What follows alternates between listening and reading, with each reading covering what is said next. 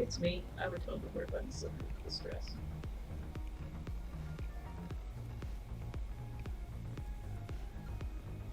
Hey, Pinky Pumpkin, how's it hanging? Not done yet?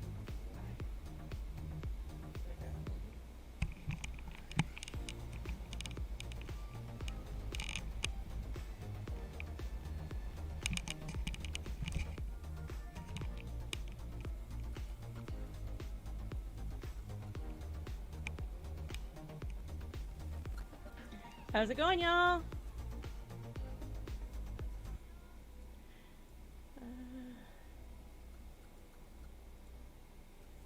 Time for some World of Warcraft.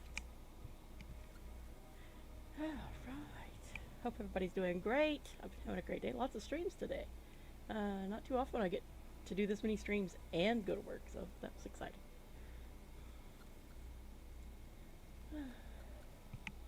I didn't really get a chance to check the fluff beforehand. How's it doing? Not too bad, I guess. Not sure. Whoop, whoop, whoop, whoop. Don't run off. Don't run off. Not sure if I can keep my my ears on today. It's really hot in here. I got my little fan here, but the computer kind of needs it more than I do. So put it back on there so it can load this loading screen, and then it's gonna have to load more loading screens. Maybe I can load more loading screens after that. It's gonna be a busy little bumblebee.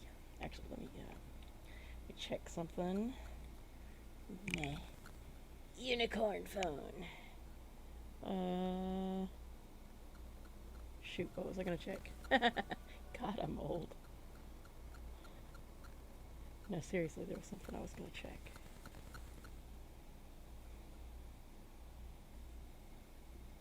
Remember, I was hot. Talked about the fan. About the computer needed it. I was gonna have to do load screens. Okay, I guess I don't need to check whatever it was I was back at it. I'll remember eventually. Damn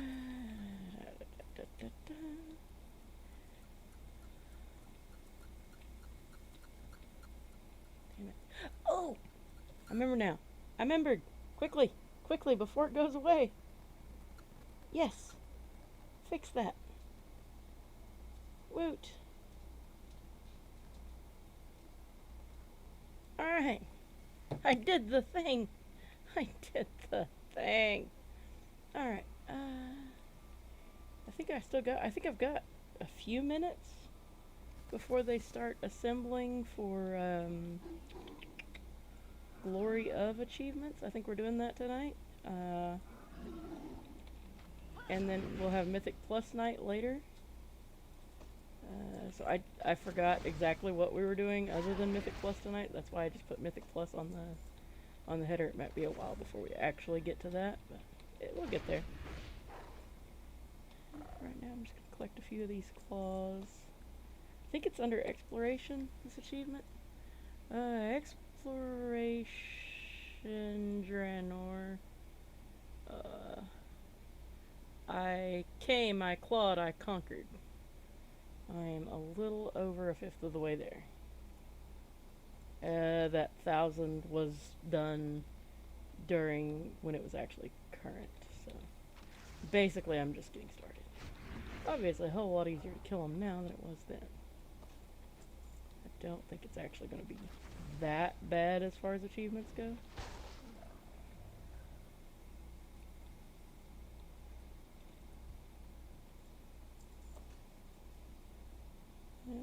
Do I need... Hey, I can sell them. I can vendor it. Started to just leave it, and then it was like, oh, just look at that gold. Trample their corpses.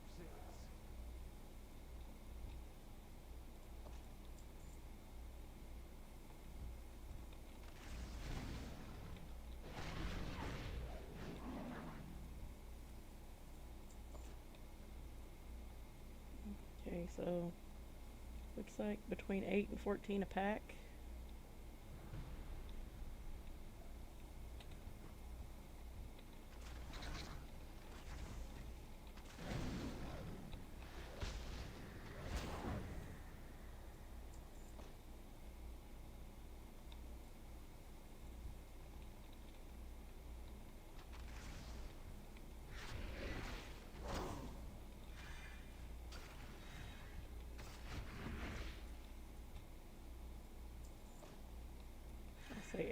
14, and then I start getting more than that.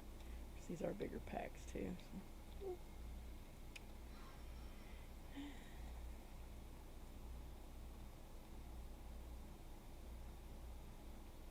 Oh, we should turn chat on. That would probably be a helpful thing to do. Because I'll forget if I don't do it soon. Also, I have our music. Here's our music. Boop.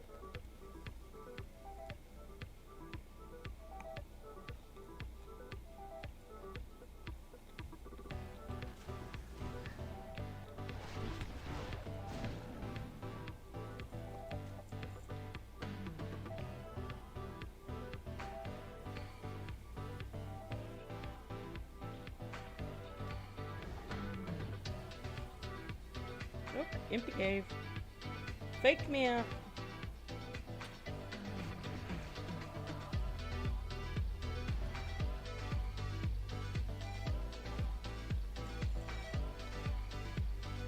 Somebody else is out here doing this.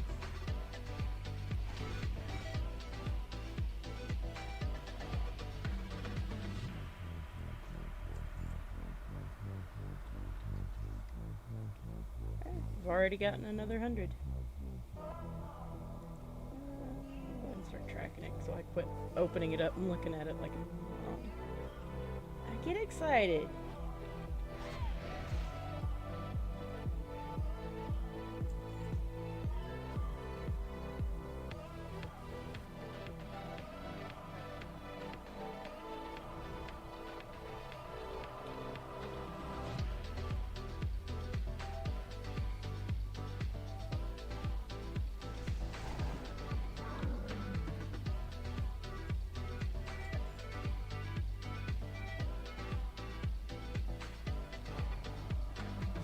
There's so many people out here doing this stuff.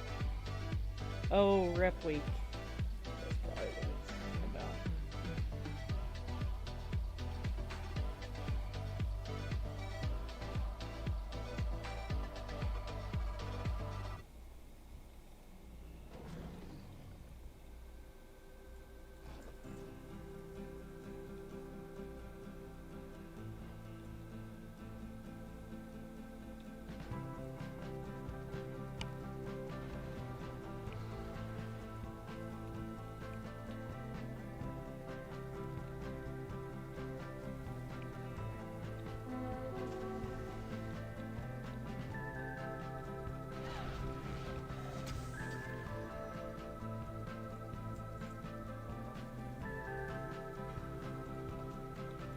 Kitsy's Knickers.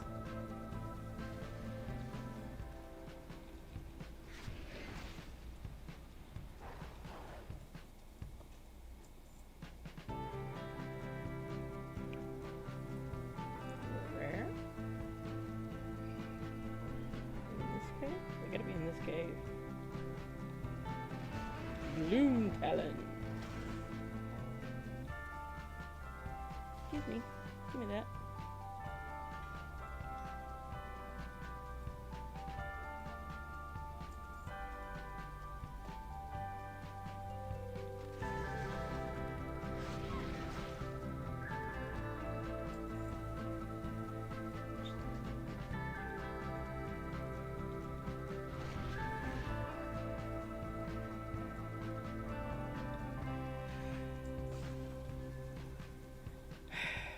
Okay, World Vein Resonance, you're about on the last nerve.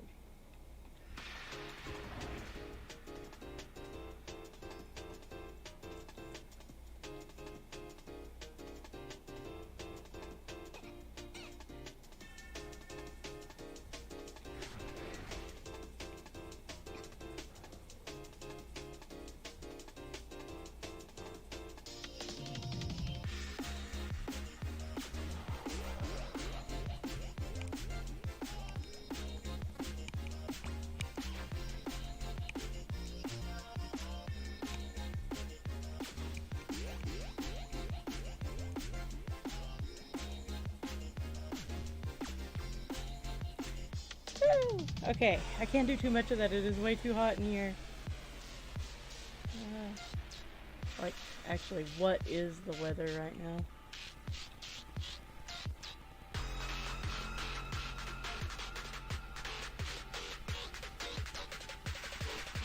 It is 90.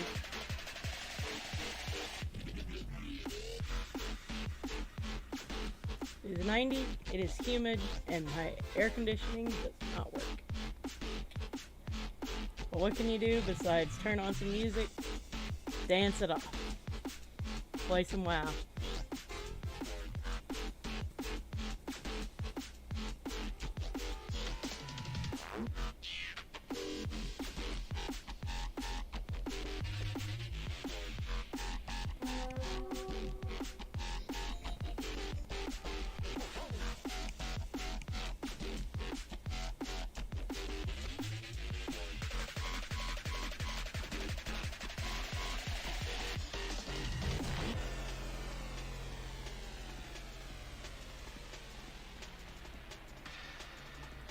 Alright, oops, wrong button.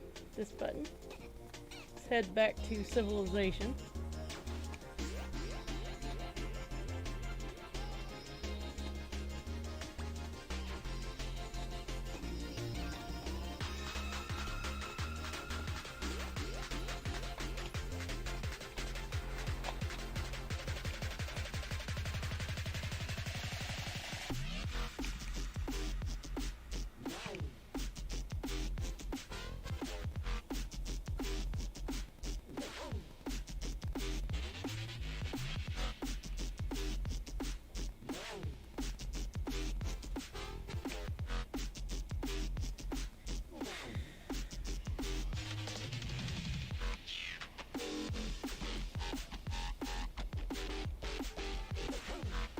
Check on our... Okay, let's just not load our character. Let's do that. There we go. Let's go check in on our ship table. Now, you can read that with or hear that with a P or a T, and either way, it's correct. Come on, computer, you can do it. What? Waterlogged toolbox, a bunch of azurite, and let's see what we have to choose from. 443 azurite, or 484 azurite. We get some time warped badges. What's the bonus on more time warped badges? Don't give a crap about commendations. And 105 gold with a 100 gold bonus. Alrighty. Azurite it is. If we can... Azurite it is not. It's not that one. Tim, what is going on? I'm just gonna wait for... I don't know, will these give it to me easy? I don't know that I particularly need time warp badges, but fine. Well, let's see. There'll be new time walking next. Maybe. I don't know. If Shadowland brings us a new tier of time walking, then I may actually need some badges. What was that? Oh, hi, Ruby. You scared me.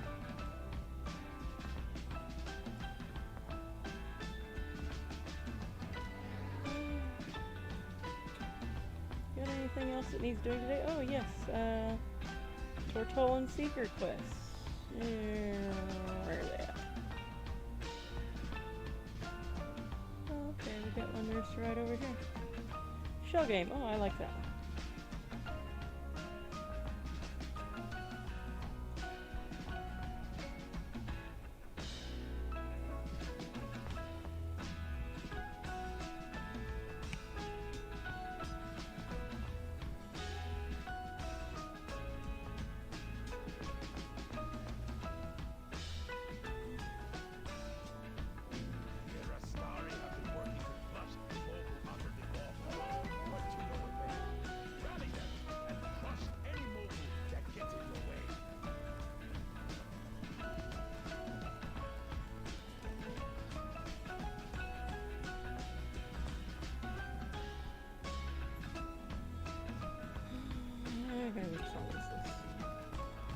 Twins.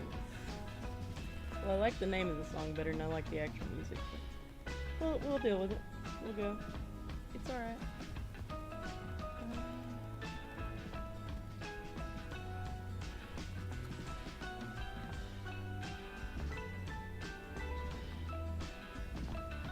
Alrighty, where's our dude we talked to? There he is.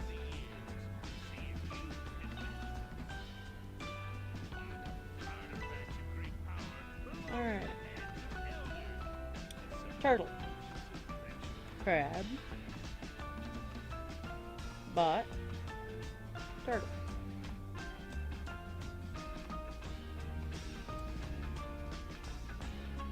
Jaws.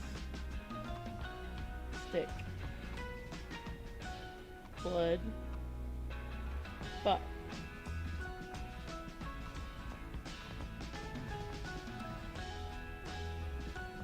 Stalker. Ball. Stick. Oh, no. Stick.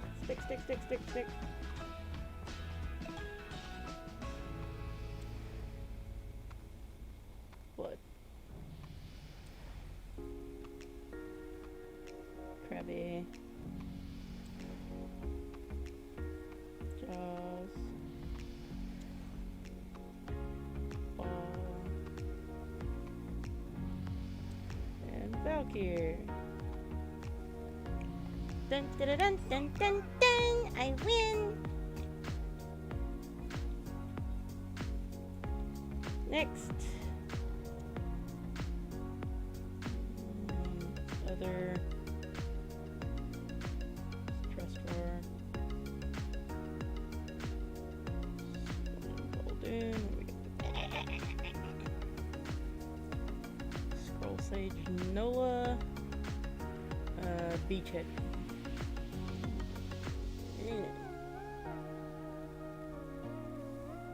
What else you got? Where do you go? Why I hate when they switch sides. Storm Song.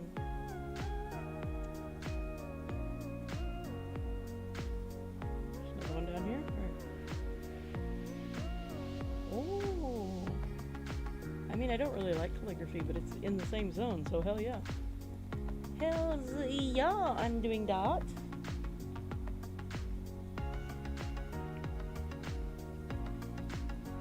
And actually, I'm going to turn that achievement back on. I just turned it on. But there's just too many people out there doing it at that point.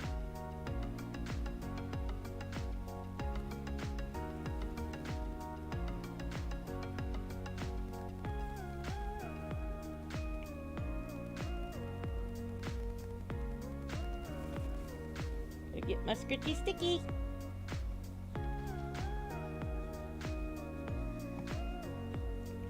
Alright. Bye, Scritchy Sticky.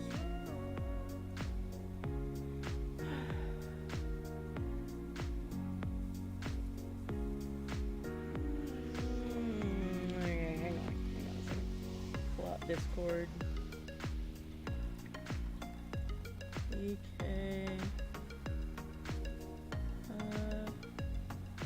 Trivia. Board event channel 1. I'm just gonna go hang out there. There we go. Also, I guess I'll be nice and I'll do a little guild advertising here. So we'll be doing some guild events. There we go. Go ahead and put that up. Alright. Shout out. Eternal Kingdom. Proudmoore Alliance or Horde on Area 52.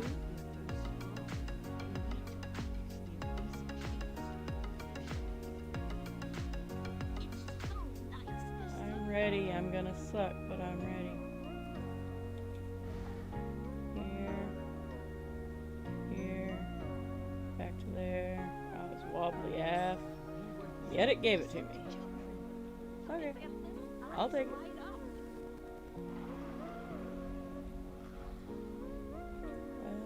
Let's take a look at this ring. It's a 420. We got a 420.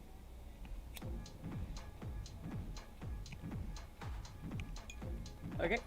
Now is it actually an upgrade? Oh, upgrade for marks. Yeah, no. Oh, we didn't see what's in the toolbox. I completely forgot. What's in the toolbox? So be something good, be something good. No. Chum. That's seriously all that was in that box? You fucking shitting me.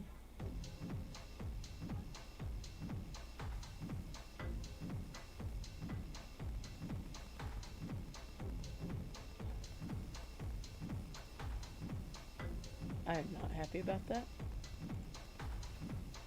Not happy about that at all. That's some bullshit. Get me all excited, call it a rare thing. It's a purple box. Purple box, mind you. For Chum.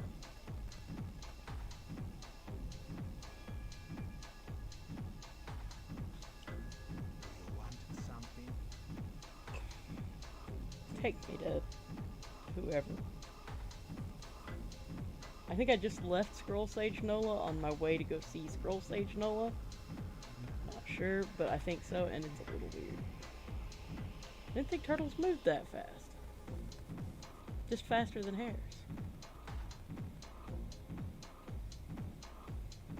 Or is it a hare faster than standing still?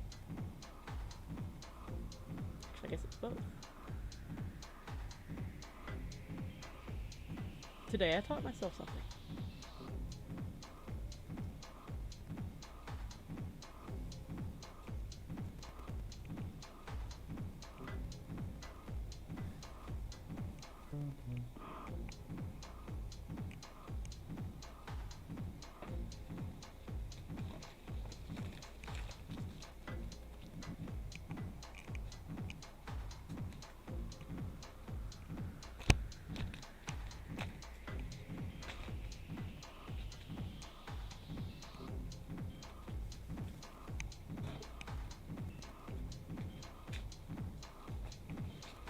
We're calling that our exercise for the day. Not really. What it's actually doing is looking for something. Oh, I found the batteries! I was looking for those the other day. We found the bats! Put them where they actually belong instead of where they were. Alright, well, what I was looking for is not where I thought it was. I thought it was over there. It's not. And it's not.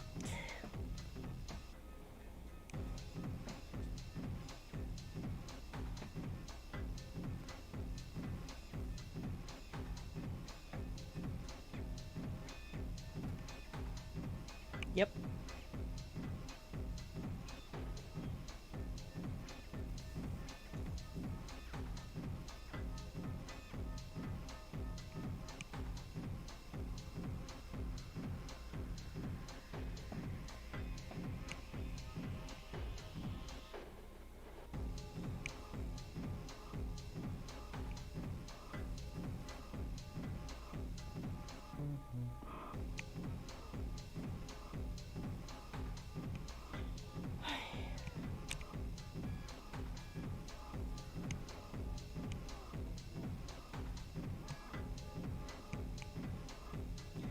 Are we there yet? Huzzah! Wait, don't tell me that thing went away. Don't tell me the scroll sage went away.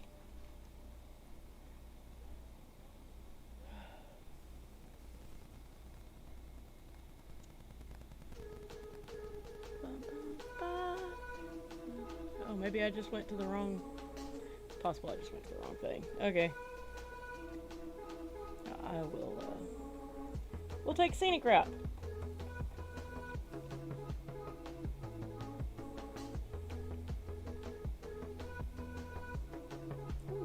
Whoa, whoa, whoa, whoa. I wanted to screeny that. Oh. Oh, I think I got it with the lightning. Sweet.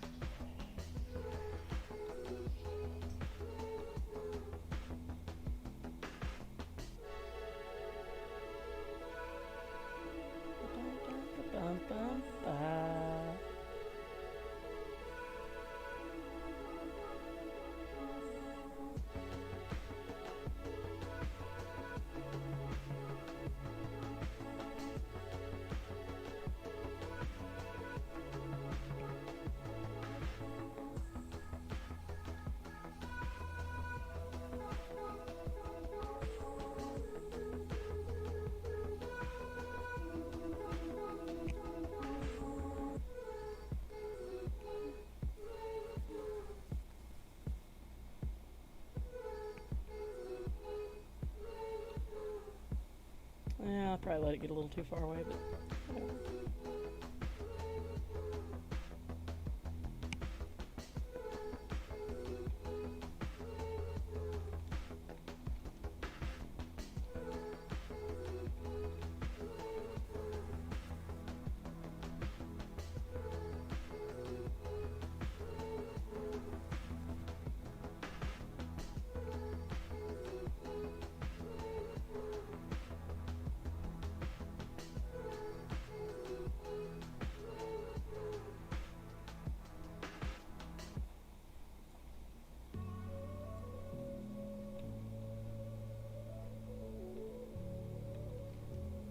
Overshot a little bit. Whoa, what? What was that? I just threw away my map. Did y'all see that? That was fucked up. Hey, can I do that again? Captured it. Let me see it. Oh, maybe not.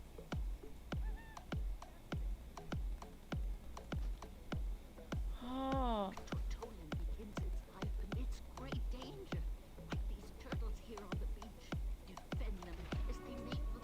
I guess that's because I'm in first person. I've never seen it in first person again. Or before. What am I doing? Oh, damn it. Alright. I'll do it. Bye bye, birdie, bye bye.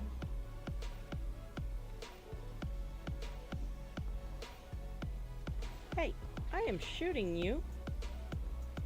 Acknowledge my bolts of yellow light, please. Oops. Ruby, I thought we talked about this. Or is that Ruby? Yes, that's Ruby.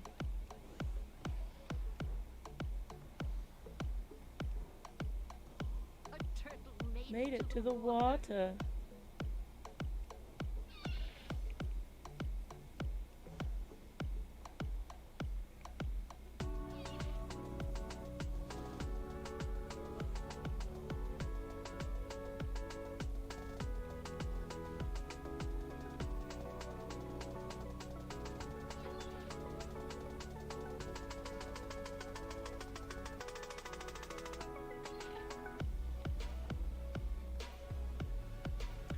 Six turtles have made it to the water.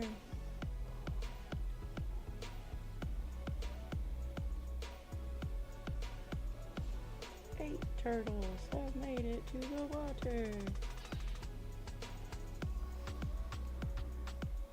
Oop, missed. Oh, bye-bye.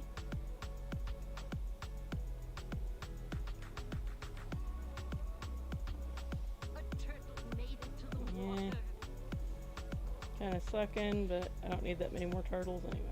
One more. Alright guys, from here on out, you're on your own. Yeah. Okay. To the... What do you mean I can't do that right now? I gotta go turn your shit in. Isn't it in this zone? Or no, is it in this zone? Wait. Yeah. Hold up.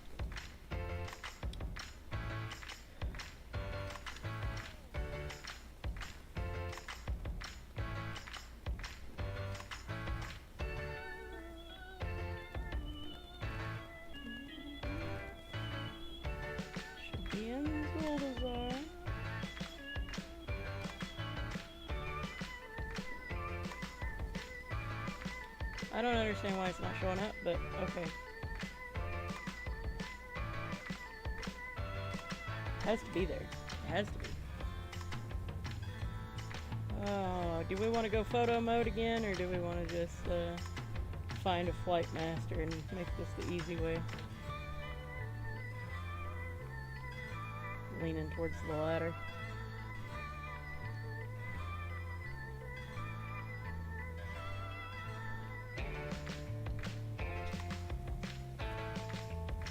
Kuja! Okay, it shows up on there. Go figure.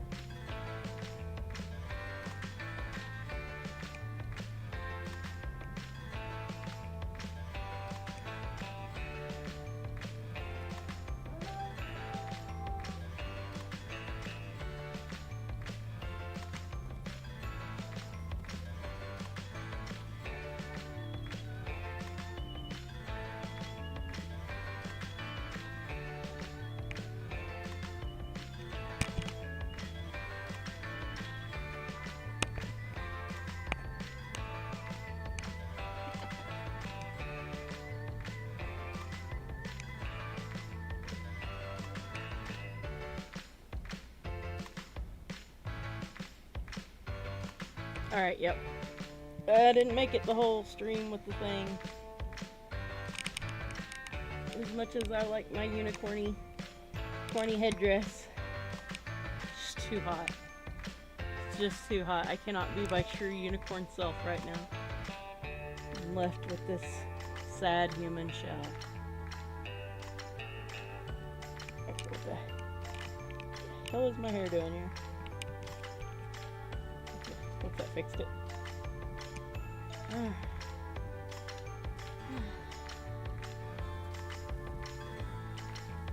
Good enough.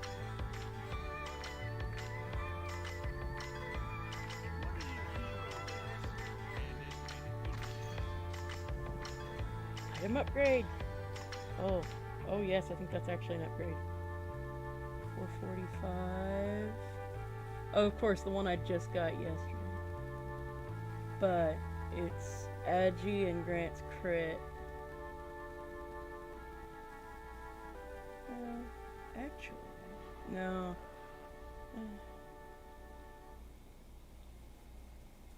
But yeah.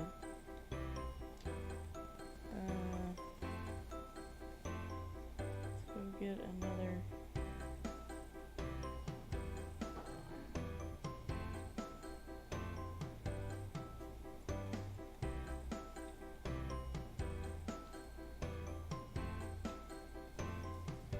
Go buy us a crit gem. Go ahead and go a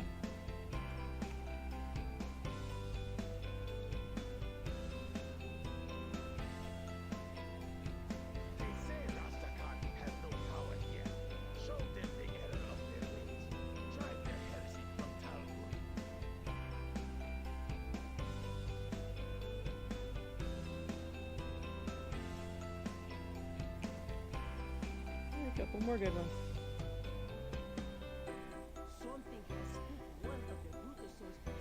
I think, hang on.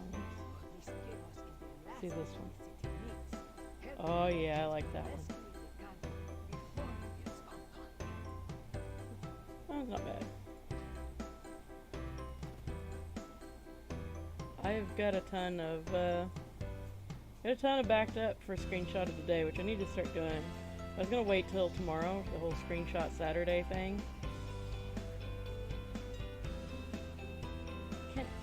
Do not show. Alright, gem. Critical strike. Deadly lava lazuli. Bye.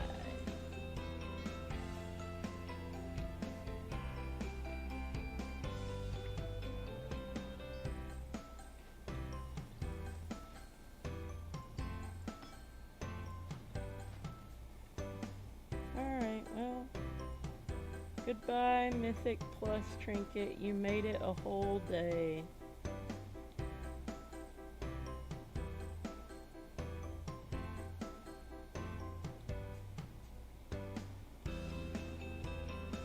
Wow, that even got me a point all by itself. Nice.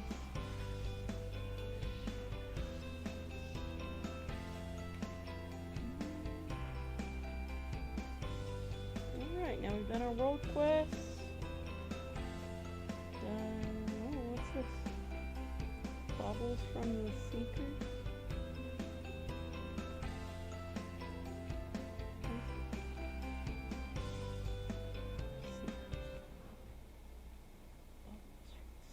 I'm guessing it's a... Is that like a Paragon chest? Yes. Tortolan Secret. I go right back. Oh my god. Okay, well, I wasn't paying attention. I was distracted. A shiny new Trinky that needed a gem. Also, I keep accidentally smacking a dog with my foot. I don't want to call it kicking because it's not like... just like bumping into her, but it's really annoying. But for whatever reason, she's feeling like a feet monster today. It's like moving around near my feet. Every time I go anywhere. Boop.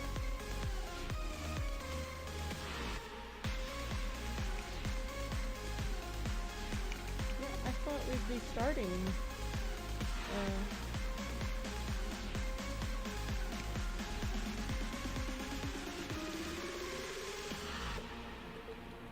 Is the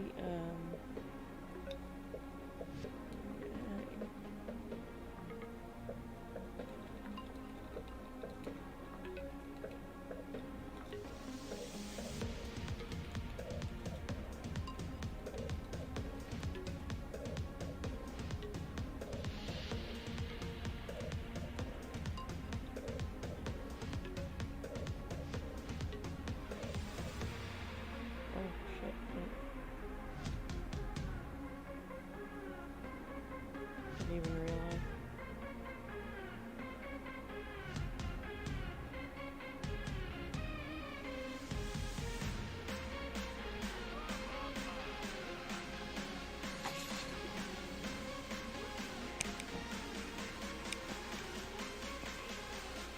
Gutters, you okay, bud? Alright, you look okay.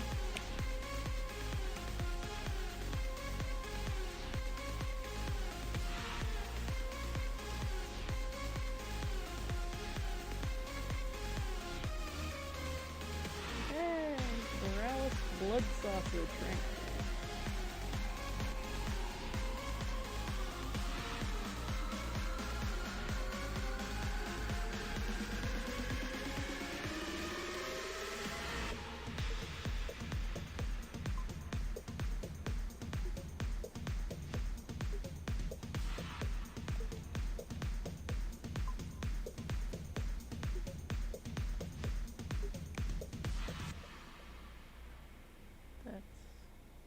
Why would that even be a thing?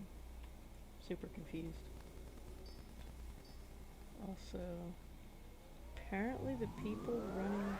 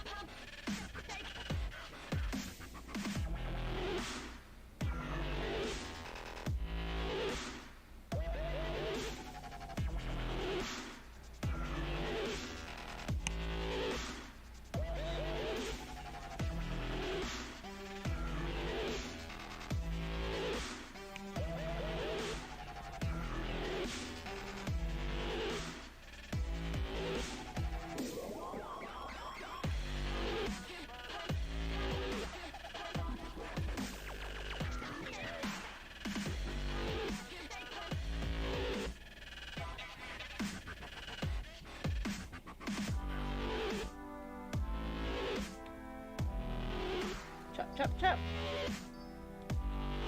Wait.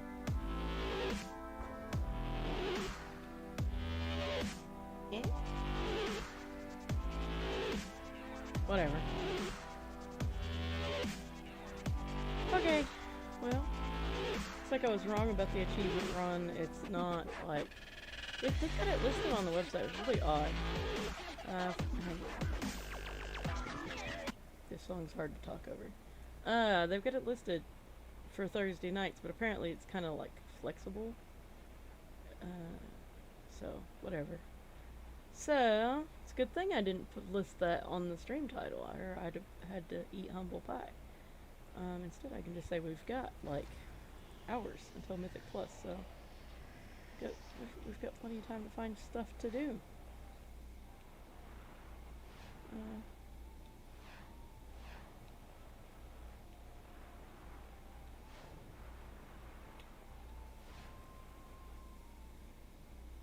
You know, those are some odd looking palm trees.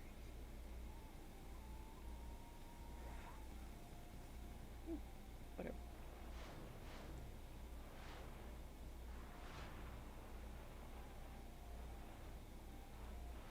Anyway.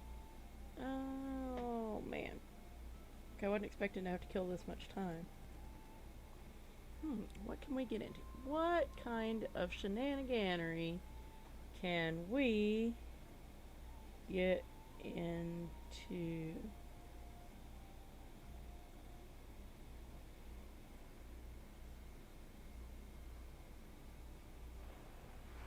Yeah, that should not be on the guild website if it's just a individual group doing whatever the hell they want.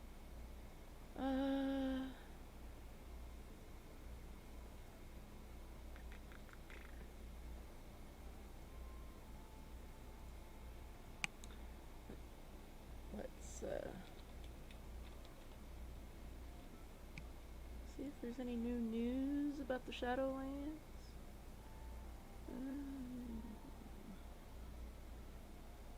Oh, here we go. Everything coming in the Shadowlands pre-patch guide by Selwyn. We can react to that. So, hang on. Whoa. pre-patch is upon us. No. Shadowlands. I said stop. I said pause. Alright.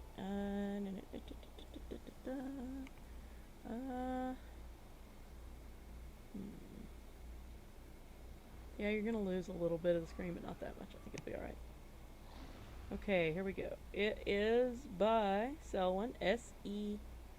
There we go, so you can read it on YouTube. So if you enjoy my reaction to it, you should go give him a like, etc. Is pretty close, so it's very likely that the set pre-patch is gonna head towards the end of this month. 29th is my prediction following the pattern of past expansions. Don't quote me on that, but if I was a betting man, that would be my guess. So Yeah, with that, it'll be somewhere we're around gonna there, be in around a a month. somewhat different pre-patch cycle than any other before, as there's gonna be big changes ahead of Shadowlands release.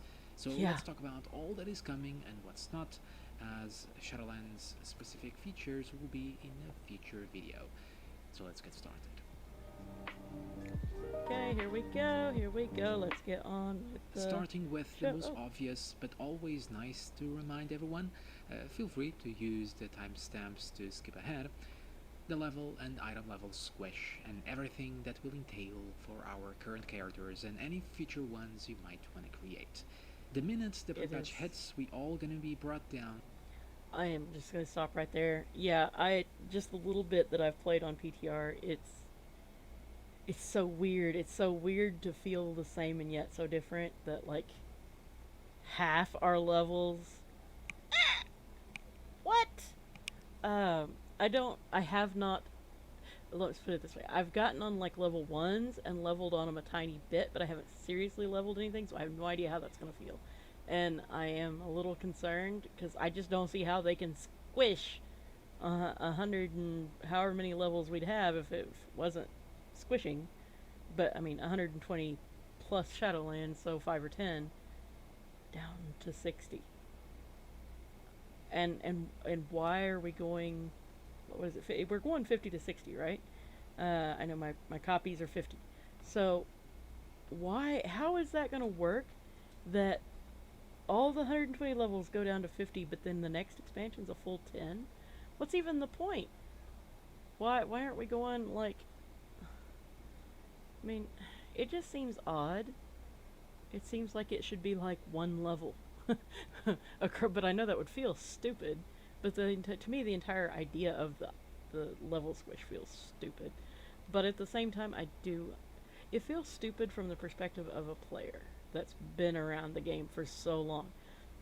But I do understand where, from a fresh player's perspective, 120 levels, 130 levels sounds insane. It sounds impossible. But then I felt the same way about Fallout. There were so many people that were level 50. Like, level 50 felt impossible to me, and then there's level 400s running around with the exact perfect gear for all the exact perfect specs, and then, like, to change spec, you have to level more, which is weird. So I get the intimidation factor, and especially having Smokin', he leveled with me once. Then he quit playing because Fallout 76 came out. And then now he's just starting to get back into it a tiny bit. And he's having to re-level. And I understand how that gets to people. But still, it's bonkers to me still. Okay, carrying on. To level 50, with level 60 being the new cap coming in Shadowlands. Your existing characters that are not currently level 120 will be squished down to an appropriate level. For an example, one of my level 70s is now level 27. With that, of course, comes two things: changes to leveling and yet another big number squish to our DPS numbers. Yep, another one. Numbers will be squished down to about Wrath levels. This will include your item level.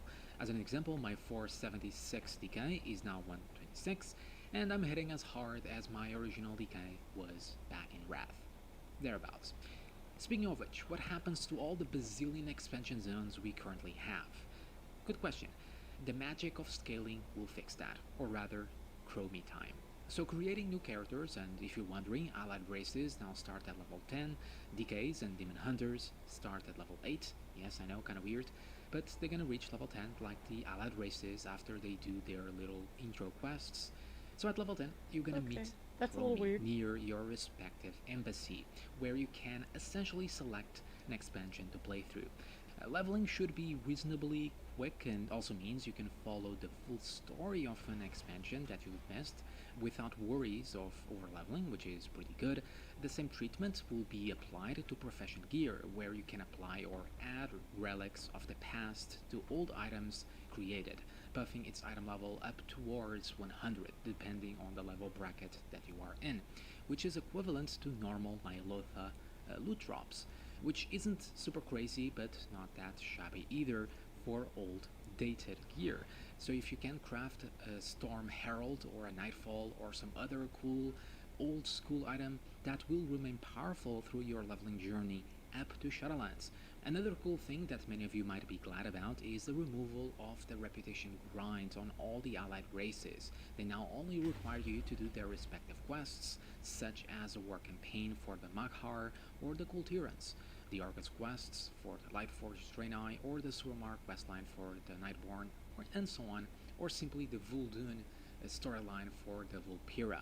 So you will finally be able to embrace your inner furry without any boring rights. Inner furry! Yes! Similarly to the allied race requirement changes, flying in the old zones like even he's Wad, laughing at me. Legion will also be removed.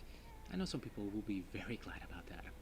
Now, starting a new character will also bring something else new outside of Chromie time, as long as it's not an allied race or a hero class. If you're a new player or as a veteran, you will also be given the option to go through Exile's Reach, which is a new player-friendly zone where... Okay, I actually did do this on PTR, and it is...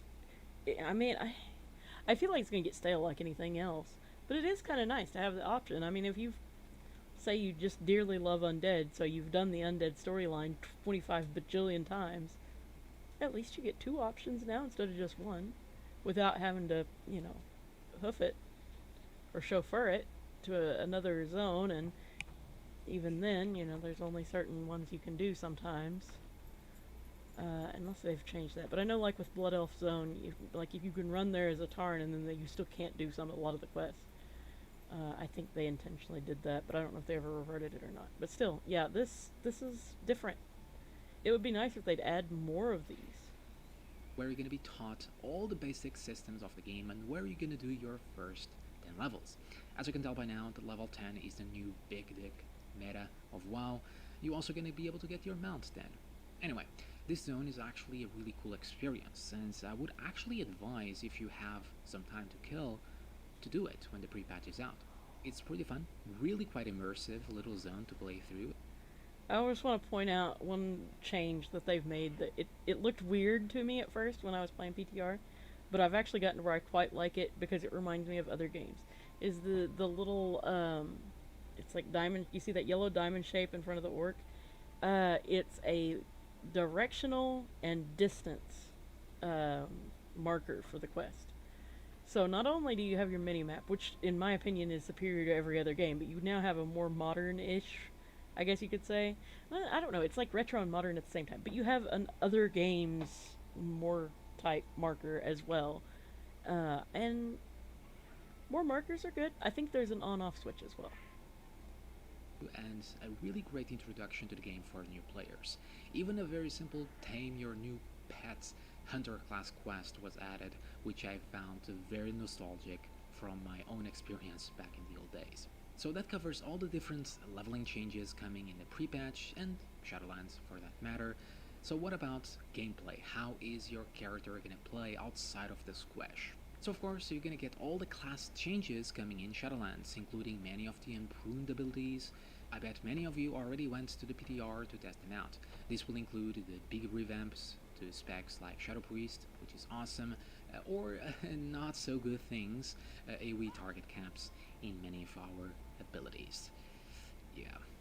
But do bear in mind that it won't be the full representation of your spec, of how your spec rather He is got going to knocked play on his in bootay. Shadowlands. I remember in Legion pre-patch there was such an outrage for how bad specs were playing without your borrowed powers, back then being artifacts. It sucks, that is true, but will only be for a month.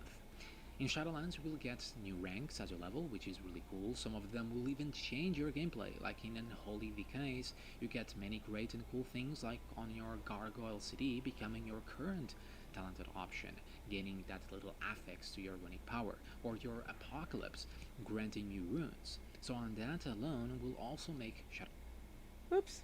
I actually didn't mean to pause that. I was trying to move his camera. Okay, well, it's fine. Because I was the only one I've messed with is Hunter, and anyway, the only one I've messed with is Hunter, and as far as I can tell, it hasn't changed that much from live as it currently stands. Beast Mastery only. You get Arcane Shot back, and it is a little confusing trying to figure out where exactly it fits in the rotation. You also get Kill Shot back, which that one's self-explanatory. It even lights up for you. And I'm sure it's going to be pro number 1 whenever it's lit up. But I'm not sure exactly where we're supposed to throw Arcane Shot in, but I am absolutely certain that the hunter gurus of the world will write up their little guides, put them on Icy Veins, and they'll tell us exactly when and where to use Arcane Shot, if not make us weak auras that are like, hey, stupid, cast Arcane Shot. So, yeah, I can't quite figure out, just off feel, playing just casual stuffs, where it fits in between Serpent. I've definitely been prioritizing, of course, Kill Command, because it would be really stupid if it was more important than Kill Command, and keeping Frenzy. And so I don't think those things will change at all. Just throwing it into the wind, making predictions. I'm not even remotely a theory crafter. I'm not even a raider right now, so there's that. But yeah, let's keep going. Shadowlands leveling more interesting and not the weird mess with negative power growth that was BFA leveling. But on top, there will be Covenant abilities, Conduits, Soulbinds, and Legendaries to fill in the gaps on some specs. So just remember, you're not getting the full picture of your class and spec in the pre-patch. I will That's also true. try and put out some big videos covering all the changes soon, so you are all ready. What about essences, corruption, and all those borrowed powers from BFI? What happens to them? Well, when it comes to corruption, that will be completely gone, so will be a big shock, especially if you like me, with huge stat hamps on my unholy decay.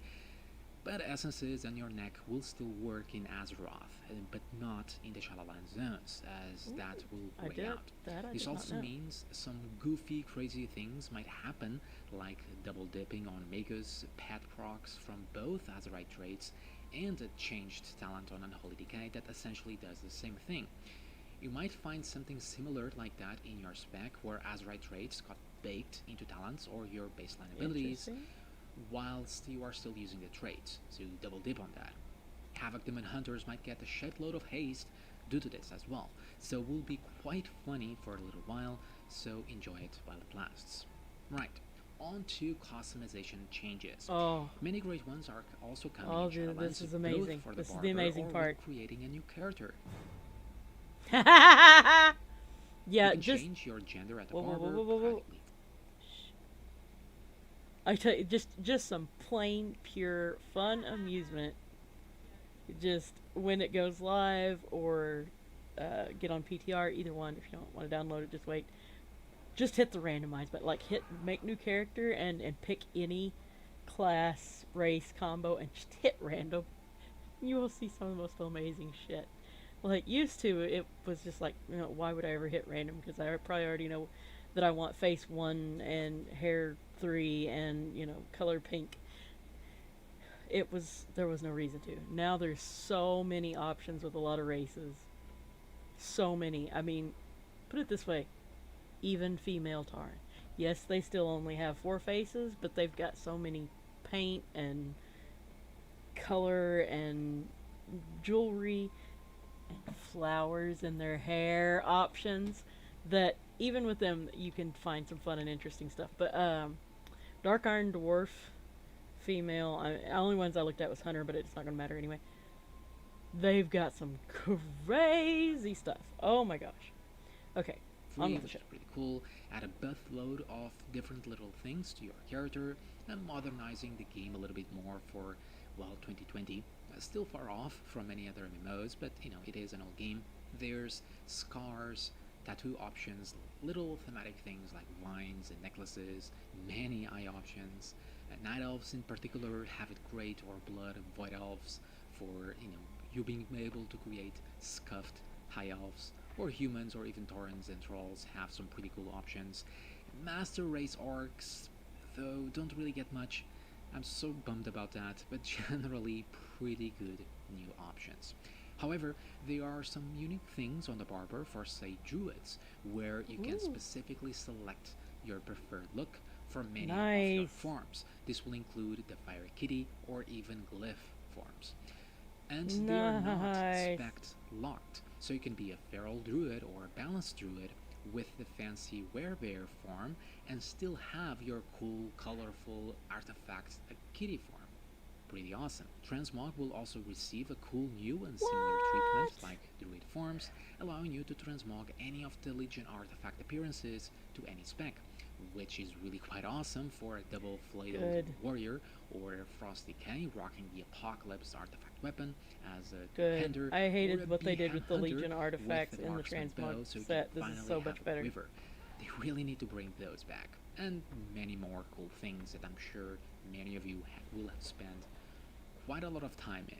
Now, for the main event of this video, how is the pre-patch event gonna play? I mean, It's they gave gonna us be an a opt-out. Scourge event, and I say sort of.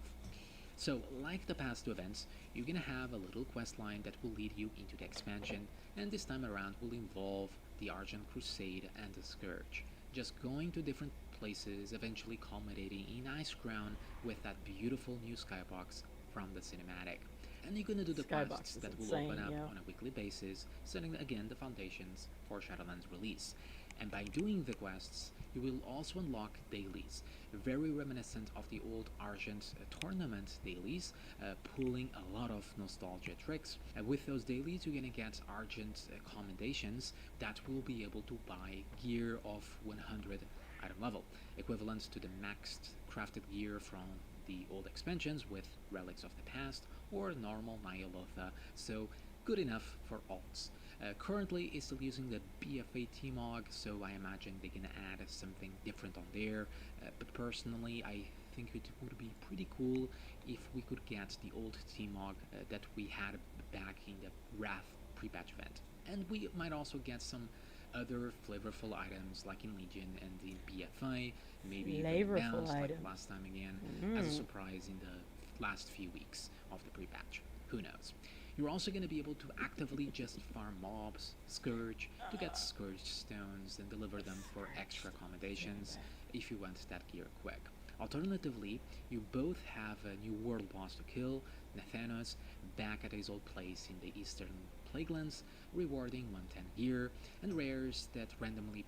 Okay, I will say Nathanos is. I mean, he's not hard, but he's harder than I expected for a, you know, pre-patch event boss. I was expecting a wussy, and if you're an actual raider, it's going to be nothing to be worried about, especially if you're in a decently geared character. But I went and did it on a level 100 class trial character, and that took some work. Now these quest chains that he's talking about, they're fine. They're nothing exciting, nothing offensive.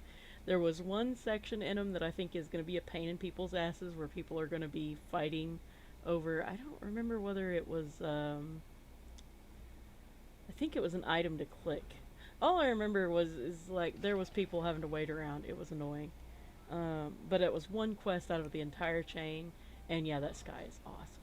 Pop up much like the Legion invasion in and around Ice Crown. These bosses are themed around Ice Crown Citadel raid and the dungeons, which is pretty awesome, and drop their old gear, though upscaled to current item level of 100 and higher rarity Scourge Stone for you to deliver for more commendations and rep. They stay for a little while, by the way, and attackable, giving you enough time to get to them. You also seem to be getting a little events in Ice Grounds like Chilly Winds, encourage. I will say he keeps saying level 100 and he's meeting item level 100, character level is 50. It just, every time he says level 100, I'm like, wait, what? And so, just wanted to clarify. You to go to bonfires and huddle up, though they don't feel dangerous at all. I would love to see this actually damaging you in a meaningful way, to actually feel the danger of this cold, dangerous, scourgy place ever encroaching on you, but you don't really feel it. As If for that the was even so-called there when I zombie was there, cold I didn't invasion, notice it. It's a much more boring, neutral version now, very, very tamed. Before it was working just like the Wrath event. Plagued boxes popped around town and major cities, plagued vermin started to appear, and you could click on those boxes or kill the infected vermin to get infected, and so on. It would turn into a ghoul, or well, get killed by some other ghoul player, get turned to a ghoul, start infecting NPCs and Just players alike, take over to the a point entire everything fucking around thing, would and it be was a terrible. huge horde And of I zombie just ghouls, know. of players and NPCs, causing mindless mayhem, pun intended. However, The that first is day it was so-called fine, but everything after that disruptive was to the players stupid. that don't want to partake, which can be understandable. So now the Shadowlands version is again much more tamed. First, Good. this will happen in waves, apparently so. Boxes, the plagued boxes and plagued vermin still appear at certain times a day. Yeah, and they you can said that kill last them time. or touch the boxes to transform into a ghoul. But when it comes to infecting other NPCs or players is much, much harder, as you actually have to kill them to transform them. You cannot simply infect them. You cannot bring other NPC ghouls from other places into towns or cities like easy low-level Good. NPCs that you Good, just infected. It is much more player-driven. It also means a single Okay, I feel like I'm just gonna have to put the whole, like the state your bias thing. Okay, I played through the last one. I was definitely there for that fun event. And just straight up, I'm generally a PvE player. If I want to play PvP, this is not the game. And I came from a full PvP game before, and so I lived that life. I don't really want to live it again in WoW. But anyway, the first day was fine. The first day of the old one, like he said, there would be little boxes or there'd be little vermin, and if you just stayed the hell away from them, you probably wouldn't even get, if you weren't in a major city, you probably weren't even going to experience any of it. But if you wanted to, yeah, you could go click on it, and you could go, infect a few NPCs or a few other players. You couldn't get that far. You couldn't like chain it the way that they wound up doing in later days. So basically, if you wanted to play it, you played it, and other people who were wanting to play it would play it with you. And that's great. If it stayed that way, it'd been just fine. But then they ramped it up, and so it got to the point where, because like he said, you could infect an NPC. Forget other players. You could infect NPCs without having to kill them. You just had to like walk up to them and hit them, or let them hit you. So, of course, that meant go to another faction city. You'll infect all of their guards, and then all of their guards will murder all of the people there and turn them into ghouls, and nobody can do anything that they actually want to do unless what they want to do is participate in this event. But at that point, it wasn't even really fun because even if you wanted to, you would wind up dying so quickly, especially if you weren't max level. Now, if they would just make it so that it stayed, in that sort of, like he said, just making the change to where you have to kill it, and if they did a sort of thing like what they do with the world quest mobs or whatever, where things like scale to your level when you hit it, that'd be fine. If you had to kill it, and if you're level 5, it appears as a level 5, whether it's hitting you or you're hitting it, that's fine. That requires, that gives people a fighting chance, and it gives them some chance to stay away from it. But I'll let him continue because there's more limits on it than just that. Player can stop the start of an invasion. I tried multiple times, but even me and a couple of other players that wanted to have some silly fun wasn't enough to infect enough NPCs and players needed to get it rolling. We simply got killed way too fast by other players that don't want the hassle of the zombie invasion. And in one hand, I think that's cool, that is in the player's hands, in the player's control, especially if it's a paladin purging as ghouls, but at the same time, that silly dumb fun isn't gonna happen unless you have a big group organized to pull off major infection points. Seemingly for now anyway, as they could potentially change that, say, for the last week of the pre-patch, or pull something crazy, letting us run wild again, because right now, for a Scourge outbreak and for a Scourge event in general, feels pretty underwhelming, albeit you have a lot of cool nostalgia. Of course, we are still missing the context of the cutscenes, that they're still yet to be known, but nothing too crazy is happening so far in the pre-patch event. Personally, I would love to see the Legion pre-patch event, but in Scourge form, with points around the world being infected and invaded, and you would either become a ghoul, join their army, or you would fight them.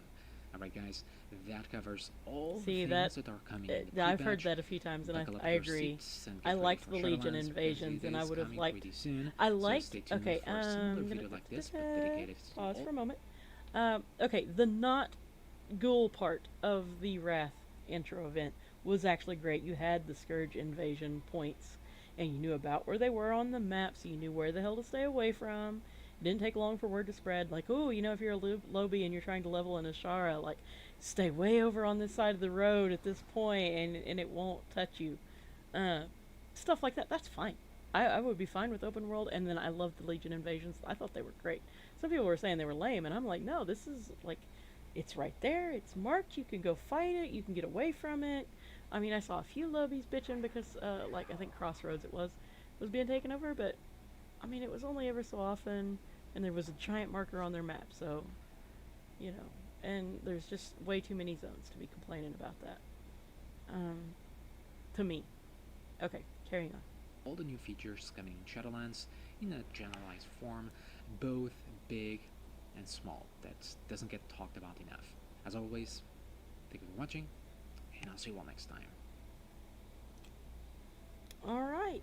I thought that was a pretty good little film there. Also, I like his UI. I can't do that kind of UI, but it was good. There we go. There we go. The thing that I did not see him mention was, and this is just kind of third-hand information, but I believe they're including it that you have to have war mode on to be able to be turned, regardless. And people are complaining about that, like, well, the people that want the whole old chaotic style back, saying, well, then the only people that'll opt in will be the people that want to play ghouls, and which doesn't make any sense to me, but okay. But I really feel like an opt-in is going to be the key for that. You can still kind of disrupt the city. I mean, they keep complaining, but I don't see how they can't. Like, they can still turn NPCs. Yes, you're going to have to actually fight them and kill them for a change, but to me that makes sense. I mean, it's not the Worgen, it's not the Worgen curse we're talking about here. See, now that would have been interesting. Instead of just the ghoul plague, they could have been like, the Worgens. Greymane does this thing and starts like wanting to turn people into Worgens to prevent them from being, because they're supposedly immune, and yet there's Worgen DKs, which doesn't make any sense, but that's lore for you. Anyway. It's WoW. I can't sing the It Just Works song because it's WoW. What would it be? What's it? Retcon? It's just retcon. It's just retcon. It doesn't work as well. So it just works. Okay. What are we gonna do next? Let's see. Back. Oh, there we go. New Shadowlands. Do we have anybody else? We have one by Mr. GM. It looks like it's pretty much the same thing, so I'm not gonna do two in a row. Things to do now. No. Let's see. All right, I think that's enough react. We'll do one reaction for now. We'll figure out something else. Okay, what are we gonna do though? Let's see. We got another hour until Mythic Plus. What can we do in an hour?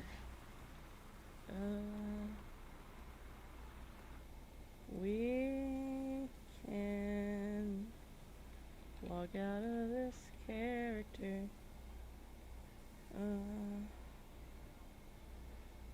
See if anything sparks my interest. So I'll put her.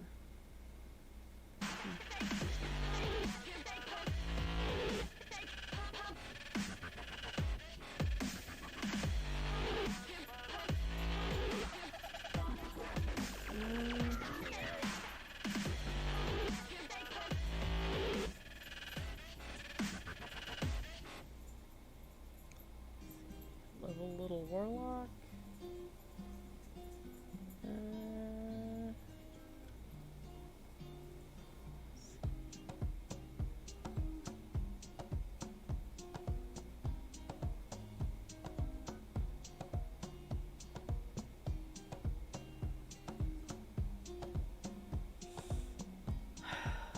Just don't know what to do. I don't even really want to mess with any of my other characters. Not sure why. I've always enjoyed multiple characters, but right now I'm just all about that Faerana Hunter life.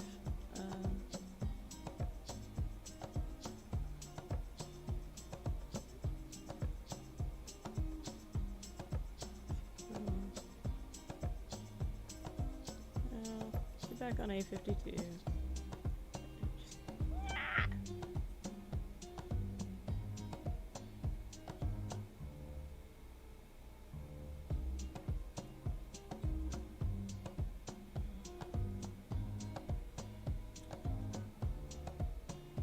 Go farm some. That's what I'll do. Let's farm some potions.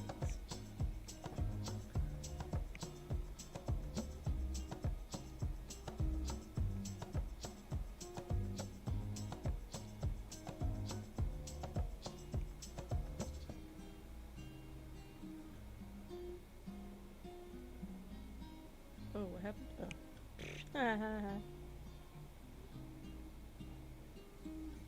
Alright. else we can?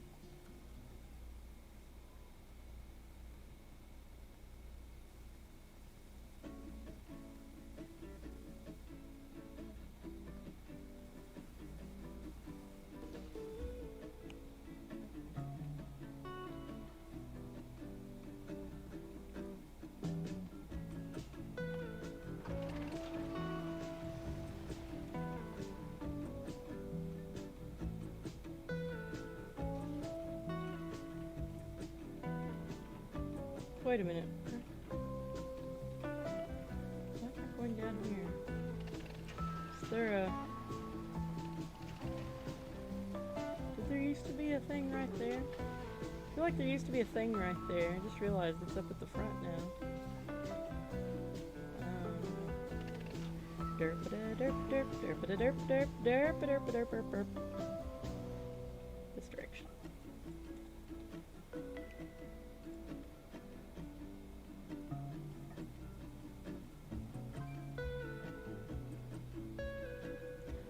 See if I can figure out a way to add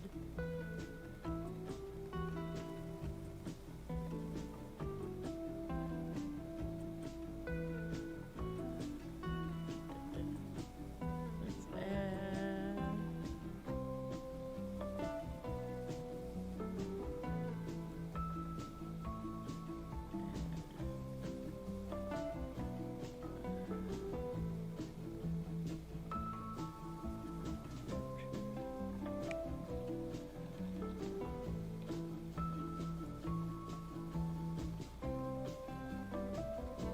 no.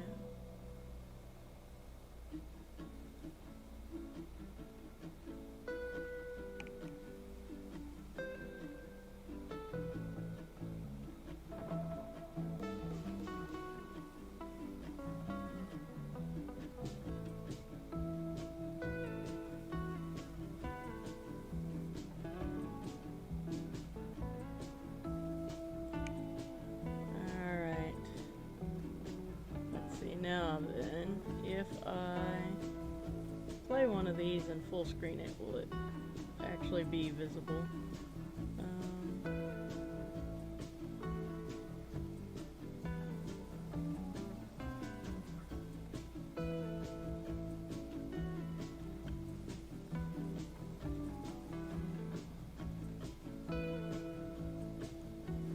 Range DP. Yeah, like they can do that. We have so many balance passes to go.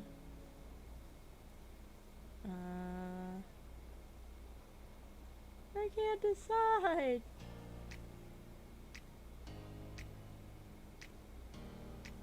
I have no idea what this is even about, so... Is see. there the fallback option at the end of the day? Okay, hang on. Let me see if this is working correctly. Okay.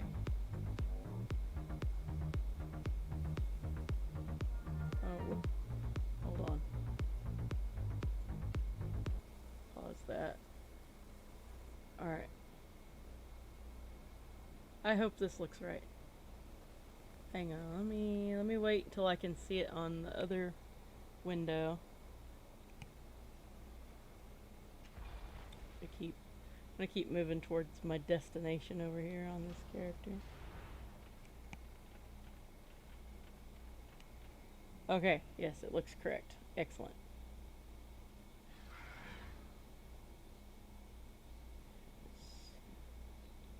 Wait a minute, didn't I pass Zuldazar? Zuldazar. Hell yeah. Okay. Of removing all the restrictions, and okay, you can just mix and match and you can switch this stuff much more freely. If we need to pull that ripcord, it exists. What the hell is he even talking about? Okay, everyone, it is time for serious business today because we're going to be talking about hashtag pull the ripcord, which is, well, something that's really been going on within a lot of the Warcraft sphere lately. And it refers to what I think is really the single most important thing to get right before Shadowlands. 2 months away from the launch, very much just under 2 months away, and time is running out, and a number of very large problems still do exist. So, what is hashtag Pull the Ripcord? Well, basically, it's what the community, parts of it, have rallied behind, and it's based off Ian Hazzikostas, the game director's statement on his lengthy interview as more of a conversation with Preach. Ian said that Blizzard could, quote, pull that ripcord at any time and allow players to swap between their Covenant abilities. And if you want to hear that for yourself, it's 49 Covenant minutes and 50 abilities. seconds Fine. into Preach's video. Now, if you're not... But it took us a minute and a half into your video to figure out what the fuck you were even talking about. Jesus. Okay, yes, the idea of being locked into the Covenant thing scares the crap out of me. Even though I haven't played beta, so I haven't played with it extensively, but still just hearing what other people say, it's like, eh. Okay, carrying on. Not aware, a ripcord is that thing that you pull to release a parachute. And, yeah, I know basically, what a right, ripcord. that's, I'd say, the best possible term for this situation, because Shadowlands is rapidly approaching. And the question is, should Blizzard pull that ripcord before a core part of their expansion hits the ground at speed? Now, behind this hashtag, there is some community catastrophizing, which is a little bit frustrating, but I think it is also, yes, one of the last things holding Shadowlands back. Okay, let's explain the issue. This is the hashtag that sort of encompasses all of the Shadowlands fears. But really, there are surprisingly few fundamental issues with the Shadowlands expansion, and that is a bit of good news. Covenants, conduit switching, the GCD, the Moz design, and a few unhappy classes. That's most of it. Now, the unhappy classes, that's being worked on slowly, as you will have seen if you've been watching our news videos, and they're doing a bit for the GCD problem as well. Conduit switching and Covenant ability locks, though, those are the parts where Blizzard have put their foot down and they have, I think, a bit more dug their heels in. Blizzard As they are, I always do do think, about though, something. falling back on the same mistakes they've made for the last two expansions. Not listening to players who are trying to preempt issues. And every time this has happened before, those issues have arose and they have done, I'd say, significant damage to the game. Now, the core problem is Covenant choices. Choosing a Covenant locks you into the signature ability of that Covenant and the class-wide ability. You can switch, but there is a significant penalty for doing so. Now, the general goal, right, for the player is to find the Covenant that they like and to devote themselves to that Covenant, and then to go down their renown path, which is basically the weekly thing you'll be ensuring you're getting on your characters, and that'll get Which you is some what power, no players... cosmetics, Well, and okay, of I take course, that back. the campaign of... Which is what a large percentage of your players will not do, that even if they are casual, even if whatever DPS or healing or living, whatever you want to call it, benefit, even if they don't need it, they're gonna go for it because it's a progression game. The peer pressure, man, the peer pressure is gonna get to them, and they're gonna go for whatever that benefit is, and you already see it. You already see it. You look at anything about like serious conversation about Shadowlands. That's right where it goes. Slow down. They don't talk about much of anything else besides what Covenant are you going to be? What Covenant do you want to be but can't be? How big of a shit show are the Covenants going to wind up being when the lock-in thing gets known to the greater WoW community that doesn't watch Bellular or anybody else? Yeah. Okay, carrying on. Also, just as a side note, I love that shirt. The color looks very good on him. Which is surprising for a just slightly gingery Irishman. Of quests. Now, the thing, of course, is that Blizzard have tied player power to this via the class ability. Picking one locks you out of the other three, ostensibly. Now, the class abilities are very different, being both thematic to the class and the Covenant. Now, some of them are a bit boring, yes, but almost all of them are at least useful additions in some cases for your classes and specs. And at a glance, you can instantly tell that some of them are better than the others. It is really just that simple. I think anyone who is trying to say that's not the case is basically just being disingenuous. And I don't mean this They from a are 1%er bullshitting perspective. you. There just are abilities you would want in Mythic Plus, ones you would want in PvP, and ones that you would want in raids. And certainly if you've looked at, say, the Night Fae, I think they're maybe the single Covenant that has just the most issues of their abilities being kinda naff in loads of situations for loads of classes and specs. Now, what's then more hard, though, is we've been talking about this on a class basis. It does, of course, get more and more complicated when you consider how good your class-wide Covenant ability is for each one of your specs, because different Covenants might have the abilities you want for different specs. Now, there are already pretty major discrepancies. They are very visible at a glance on the forums. Blizzard made a forum post asking for specific feedback on a specific spec and ability combinations, and they got just that. You know, loads of rankings per spec and per content pipe, or type even, that just do show you the problem at a glance. And really, as you go through that, it's kind of like there for everything. And it's basically the situation, and I they can brought say you this, the data. if you pick the Covenant that you want aesthetically, there's an extremely high chance that you will be notably worse equipped in parts of the game. If you're a Demon Hunter and you pick the Night Fae and you want to do DPS, you're going to run into some issues. There are other examples too, but there's even some instances where there are Covenants that have abilities that are actually just the best choice in all situations. It is actually balancing out that way in some cases. Now, the impact here on spec swapping is already extremely obvious. It does kind of spit in the face of class identity over spec identity. Yeah. Your effectiveness, right, in a given piece of content, that should be defined by your skill and, of course, your willingness to progress your character in that way. I would say not a choice that you made for an entirely different reason. I think that locking abilities away based on the Covenants, that does add stakes to the decision, but I think in a way that doesn't really feel good. It's not a bonus, it just kind of feels like you're picking a talent permanently. Now, we already choose our class, we already choose our spec, the spec that we gear for, the consumables we buy, the legendaries we go after. How much more are we kind of sacrificing with layered and layered systems here? I mean, we've largely focused on what it feels like to pick this just for the player without touching the wider community. We will get on the wider community soon enough, because even that is something that is very important to address on its own. But it is as simple as this. The player experience of this system, I think, broadly will be more negative than Blizzard think. I think it has been on beta. I think it will be on live. Blizzard, I think, should be able to see this, and they should be able to make some form of decision but they don't. decently soon. And I do think they're running out of time here. And there are so many positives to be gained from Covenant choice. Being locked to a Covenant that you choose will, I think, by default, be a meaningful experience, because by virtue of having to pick a Covenant, well, you're going to pick the one that is, you know, just better for you, you feel more drawn to, and that means you're going to be spending more time in the Covenant that you chose, in the zone that you chose, with a group of people who made the same choice as you. And there are so many ways that, you know, that choice does feel good as a player, especially over time. And we all loved, say, class halls, because they represented our class, you know, the ideas and the fantasy of what drew you to your class. Covenants really do have that same potential. I think that's a very exciting thing. But tying them so visibly and importantly to player...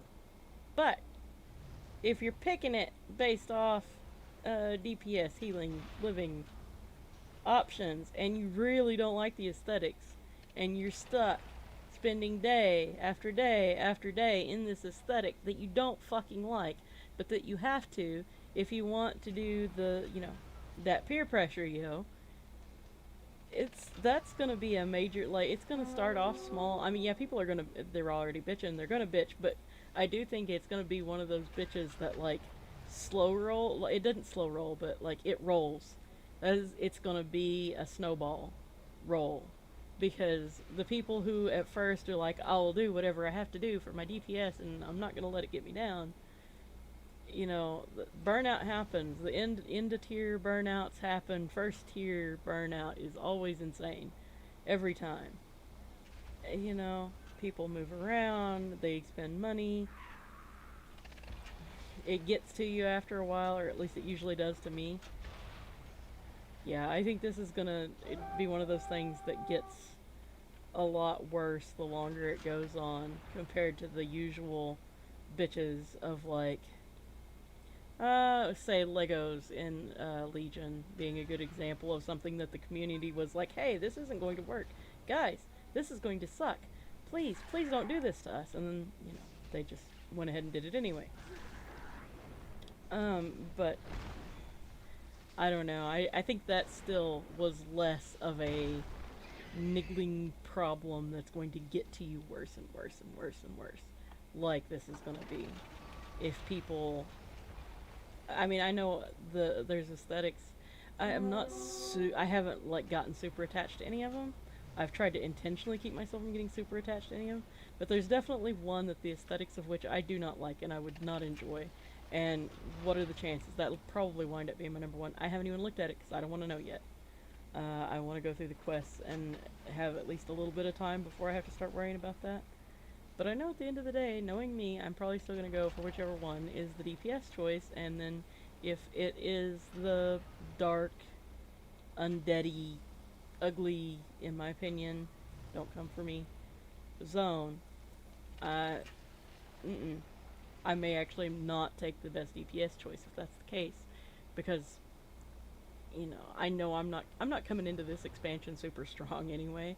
Like, I have my team, and I'll stay for my team, even if the expansion sucks, which is kind of the way I've gone into a lot of other expansions. I don't have that this time, so, yeah, I may take the casual option if I have to. Alright, we shall continue. Power, I think, is going to make them worse, not better.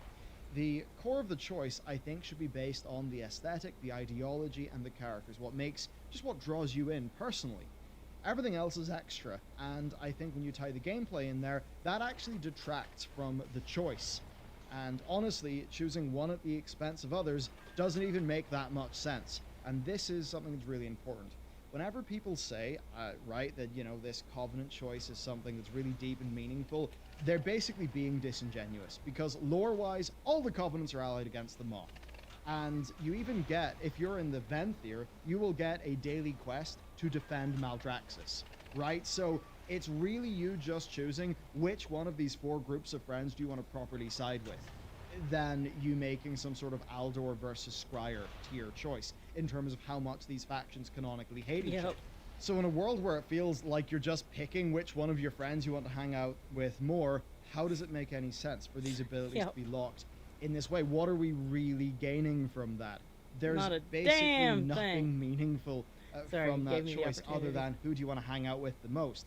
It's not the sort of thing that is reflected in the game world and really in the story, at least thus far, in the initial thrust of Shadowlands, which, by the way, is what people will be playing on launch day. Now, if Blizzard plans to do something later on in the expansion to make the player's choice feel important in retrospect, then I think this whole argument gets even more strong, right? If Blizzard truly do double down there on those RPG elements and make it like a big choice that you'd make in, say, Baldur's Gate or, whatever type of RPG, the choice, I think, should be based on the intangible things, the aesthetics, the characters, the ideology. I think that's what the RPG part of World of Warcraft is today, at least when we talk about the lore and the story. The mechanics, Blizzard have designed them so far to be pretty separate from the RPG beast, and that's just a tricky thing where the rubber meets the road in regards to how the game is realistically played today. Now, I'm going to run a thought experiment with you here, just to sort of show a bit of the point of what would happen if Blizzard actually made the Covenant choice matter a bit more. So, you've maxed out your renown with the Necrolords, okay? And you've picked them because, the ability that they had was the most fun or did the most damage. Okay, come 9.1, and realizing that narratively there was really no consequence for which Covenant you chose, Blizzard decide that 9.1 is actually a situation where the Covenants are driven to war. Now, the thing is, you originally wanted to join the Night Fae because you just liked the nature-y stuff going on in Ardenweald, but their ability was weak in all scenarios, so you went with the Necrolords. By the way, that'll probably happen to a lot of people anyway. But now, you've got to show up at their base and start murdering the fairies as a part of your Covenant campaign. Oh, no. Now, you still need to stick with the Necrolords because of the ability and the balance, but now you just have to kind of wreck the place you really wanted to defend. So, this actually gets really quite messy when, in an RPG perspective, as this player power is tied into the Covenant in a situation where Blizzard would want to make the RPG aspect of, say, the Covenant's going to war or there being major disagreements between them actually be reflected in the in-game story, which right now is something they're not doing. So it is a bit weird where I keep on hearing people say, RPG, great consequences. There are none. And if there were some, it would actually make some of this stuff a little bit more iffy. Now, the other problem, and one that is massively negative to players, is the conduit situation. You're only allowed to switch which conduits are in your soulbind once per week. And this puts players in a pretty difficult spot, especially for those who, yes, are actually wanting to min-max a bit, or maybe people who are just playing multiple specs on a weekly basis. Now you might be thinking, there are 3 soulbinds, that means 1 for each spec, what's the problem? Technically yes, but soulbinds aren't just the conduits you put in them. The soulbind trees have their own benefits, and some of those can be very powerful or have a great improvement to quality of life. Now here's an example that shows a real pain point.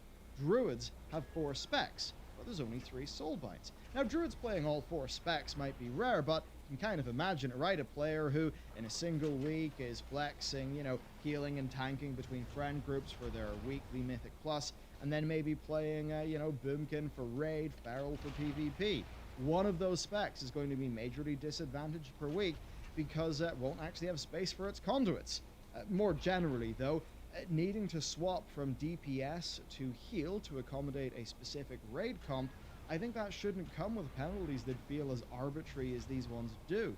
And I think that needing to gear, skill, and conduits should be enough. And I think given the nature of conduits, like, some limitation does make sense, right? They are a powerful and impactful thing. I just think that a week is a pretty insane cooldown to do. So it's this thing where I do actually think that, you know, getting the Covenant or the conduits, leveling them up, getting the higher ranks of them is going to be a great experience. But I do just think that players will naturally want to change a bit more than the game is currently letting them, and I would say maybe let's just do it once a day instead. So it's that thing where, you know, the conduits, they are powerful, they are impactful. Building up your conduits to be what you actually want for your spec, I think will be pretty satisfying. So I think that's going to be a good experience most of the time for plenty and plenty of players.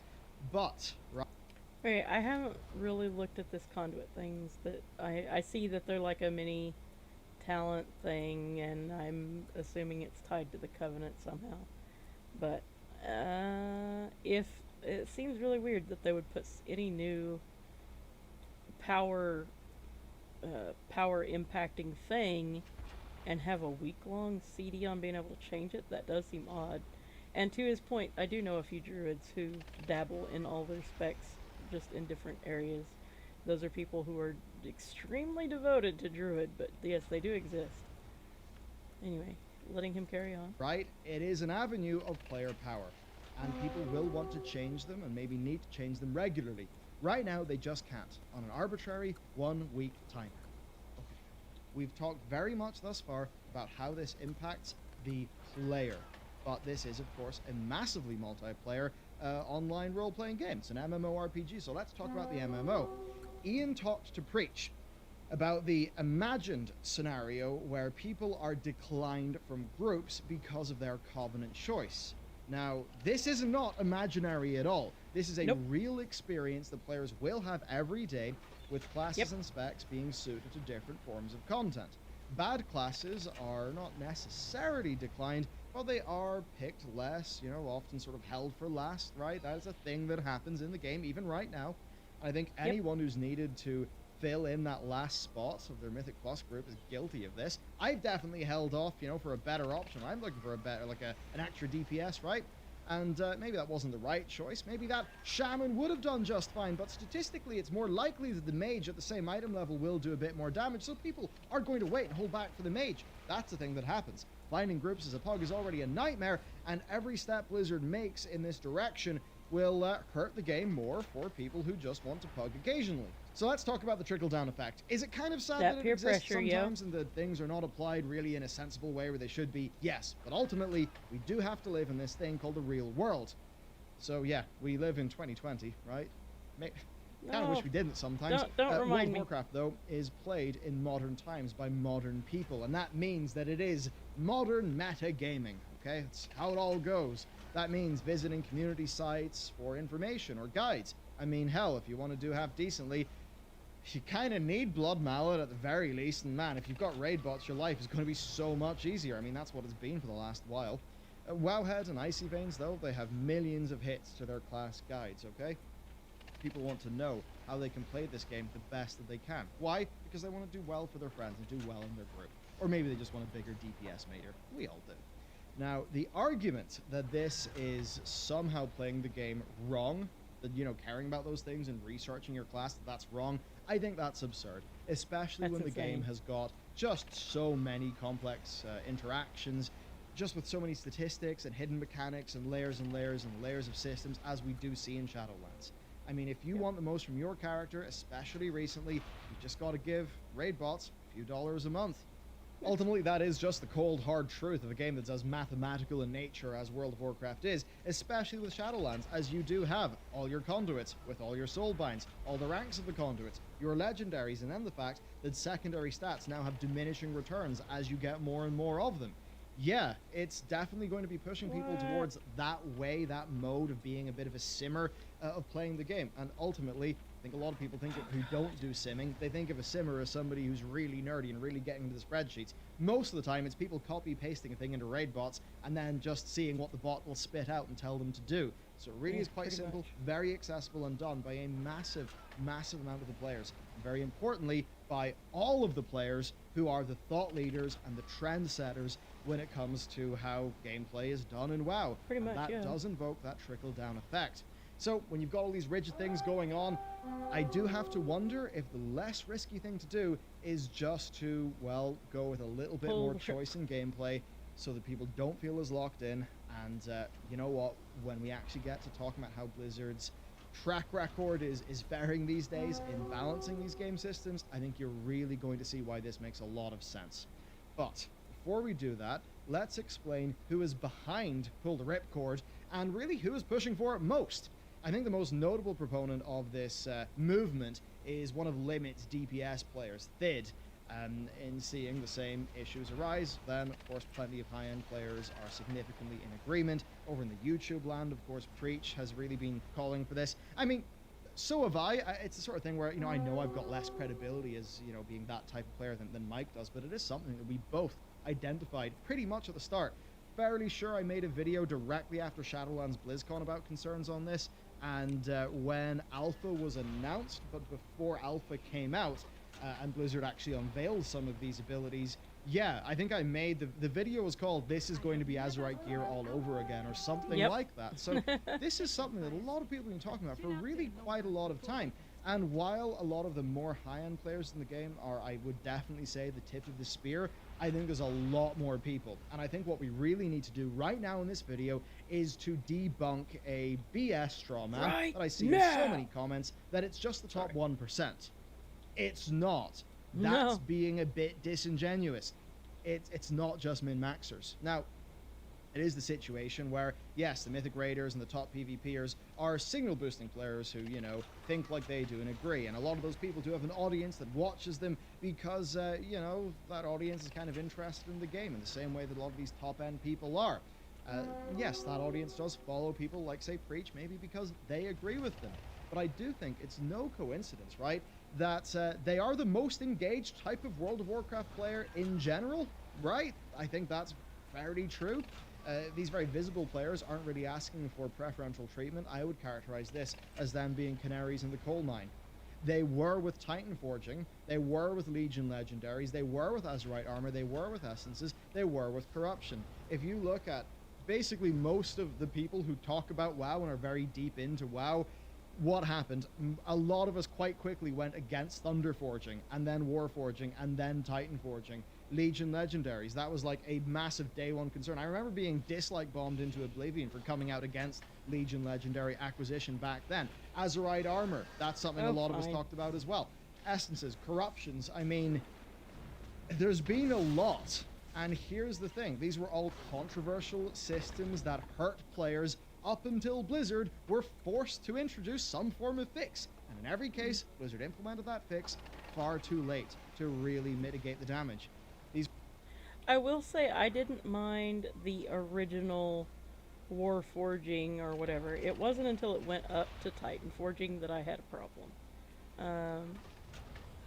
Because, like, if it's just a little boost, then yeah, it does make farm a little bit more exciting, and it did seem to extend our, which back then I was second command of a raid team, mythic raid team. So I did notice a little bit more enthusiasm for farm night, because yeah, you've got your players that love farm, you got your players that love prog, and then usually it's very few that actually love both. I'm one of the weird ones that prog, farm, don't matter. We're gonna raid, kill things, yeah. You know, I don't care. But most people I found have a strong preference, and I did see an uptick in not having to drag people to farm content that don't like farm content, because there was that chance, no matter how slim, they might get an upgrade. I found tertiary stats, like when those came out, that was one of the excuses they used, that, you know, tertiaries are going to give people a reason. No, nobody gave a shit about the tertiaries. They may as well not have existed, at least amongst the mythic raiders that I was raiding with. But yeah, like I thought that was fine. A few of them had bitch, but for the most part, yes, it was fine. If you're looking at like 5-10 eye levels top difference possible, whatever, it's fine. But when you start getting to where an LFR player can, or a normal mode, you know, a person in LFR or normal mode gets something that Titan forges so high that they have, you know, multiple steps above levels of gear, eye levels of gear. And when you can run that so often, you know, because you get more shots, like, nobody, well, okay, I don't say nobody, because somebody will prove me wrong. Vast majority of people are not running mythic mode, plus heroic mode, plus normal mode, plus LFR of the same raid. They're damn sure not running all 4 modes of multiple tiers of the raid. But I've known plenty of people who run LFR of more than one tier, and maybe normal, you know, pick up, maybe their guild does events or whatever, so they may run normal and heroic of just the current tier. And those people were having way better gear than mythic raiders at a certain point, because the mythic raiders were they were just spending so much time trying to progress, they didn't have time to do all that crap. But so why should the ones who are sitting there slamming their heads against the brick wall be getting rewarded less than people who are just running, at that point, practically mindless content? Yeah, that to me is a problem. And I can say that, like, right now I'm sitting here in the shoes of a person who is just running LFR. I haven't even ran normal on the current raid. And I don't feel like I deserve to be getting mythic level gear. I just shouldn't. Yeah, it's awesome when you, like, get, like earlier, this thing, oh, I'm on the wrong character. That new trinket, it was like plus 15 item levels upgraded. And yeah, it felt cool, but I didn't really feel like I earned it. It's just a gimme. It's luck. I don't mind being in crap gear when I'm doing crap content. And maybe I'm weird that way, but I haven't met too many other people who, like, they will defend the good feeling of getting the special piece, but I haven't met too many who can defend that, like, I deserved that loot. Just like, oh, it felt cool though. And which to me, that's completely countered by the mythic players going, this feels shitty though. To me, I would rather have it where both of them kill whatever they kill and get whatever they're entitled to, and go, hey, I did this thing and I deserve it and I feel good. That's just how I'm looking at it though. But I will let him continue. These were concerns that this type of player had, but that are felt across the entire player base just to a bit less of a degree. And I think it's the usability issues and those sorts of frustrations with this system that will be felt by everybody. And it might seem like these people are blowing things out of proportion by bringing it up literally every day, but that's just because they're the most passionate about World of Warcraft. And this is something that will impact all of us to some degree. and any positives, as I think we've established, aren't really going to be worth it, because again, it barely matters in game, and anyone who says that it does matter is being completely disingenuous because they've not actually looked at the content. There's no situation where it's like, you know, oh, I've chosen the Kyrians and now I've really, you know, the Venthyr have got it in for me. No, there's none of that stuff going on. I mean, if you choose the Kyrians, you'll get a daily quest to go and protect Revendreth. It's not much of a choice. Now, this choice will feel vastly better to players if the vast majority of, you know, the abilities and stuff are just not tied to the Covenants. And, you know, the lore and customization elements will feel better if they're divorced from gameplay, and people actually get to make those choices about who their character is based on, funny enough, who their character is, and not what a bunch of external things sort of makes somebody think their character has to be able to do.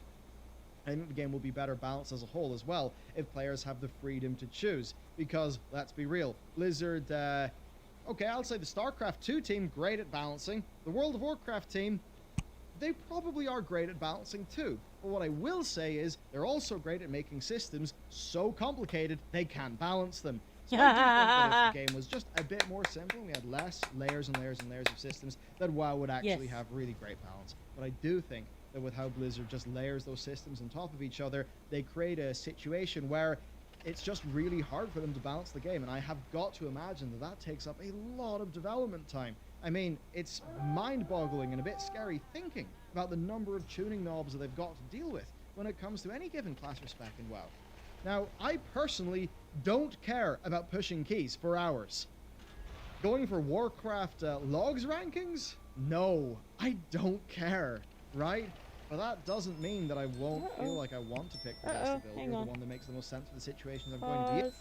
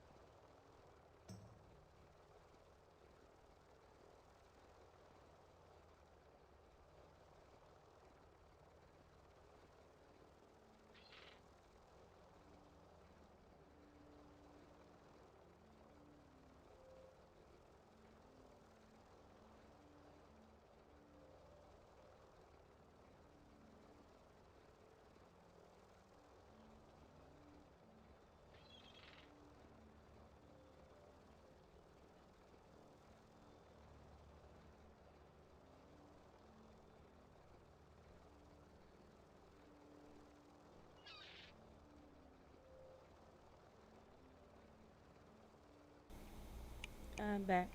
Bum bum. I'm back. Bum bum. Okay, here we go again. In. I'm not the type of person who's going to want to switch conduits for every boss. I didn't reforge my Azerite for everything I was going to do in BFA. No way would I do that. Too much money. But, you know, when I unlock a new conduit and I can't equip it until, like, the next weekly reset, that's going to suck. That doesn't feel good. What? I mean, come on, think about Blizzard's justification for removing reforging. They just wanted you to be able to use the cool thing and not have to go through a bunch of hoops and jumping through things. I mean, no matter what player you are, I think there's very little to lose and lots to gain by sort of supporting Pull the Ripcord. Now, I'm not saying supporting people who are being dickheads about it. No, you don't need to do that. But I think it's just cutting through the issue and actually thinking about it. really, this is a situation where there's a schism in the player base that I think is just something that doesn't need to exist. I think we broadly are all on the same side, and I think that the lowest risk thing for Blizzard to do, which would be to pull the ripcord, would have literally zero downside for anyone, because that does not make WoW more of an RPG. There's like barely anywhere where your Covenant stuff is reflected like in a sort of RPG-like manner in terms of, you know, narrative and story and vibe. It's just which campaign do you get to do, but it's just not something that's really that deep. You just have, you know, whatever campaign you do and a few more buffs in your own zone, but it's kind of it, you know. It's not really, it's underwhelming. I at least thought that if we were going this hardcore into our Covenant lock, that it would feel like this pretty damn unique experience, but in that regard, I was kind of disappointed when I saw what was actually there. So I totally understand people wanting that to be a super major thing that impacts your character in so many ways and is so core to your identity.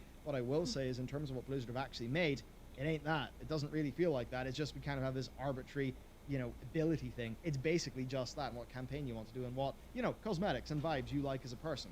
Good example, I like Night Fae, but man, the Night Fae abilities are just trash. Like on so many, and there's even, I think, is it for the hunters where the Night Fae one is just so bugged, it doesn't work with like a whole bunch of abilities, and it's just this stuff that's really messy and shouldn't be this messy at this stage in the game.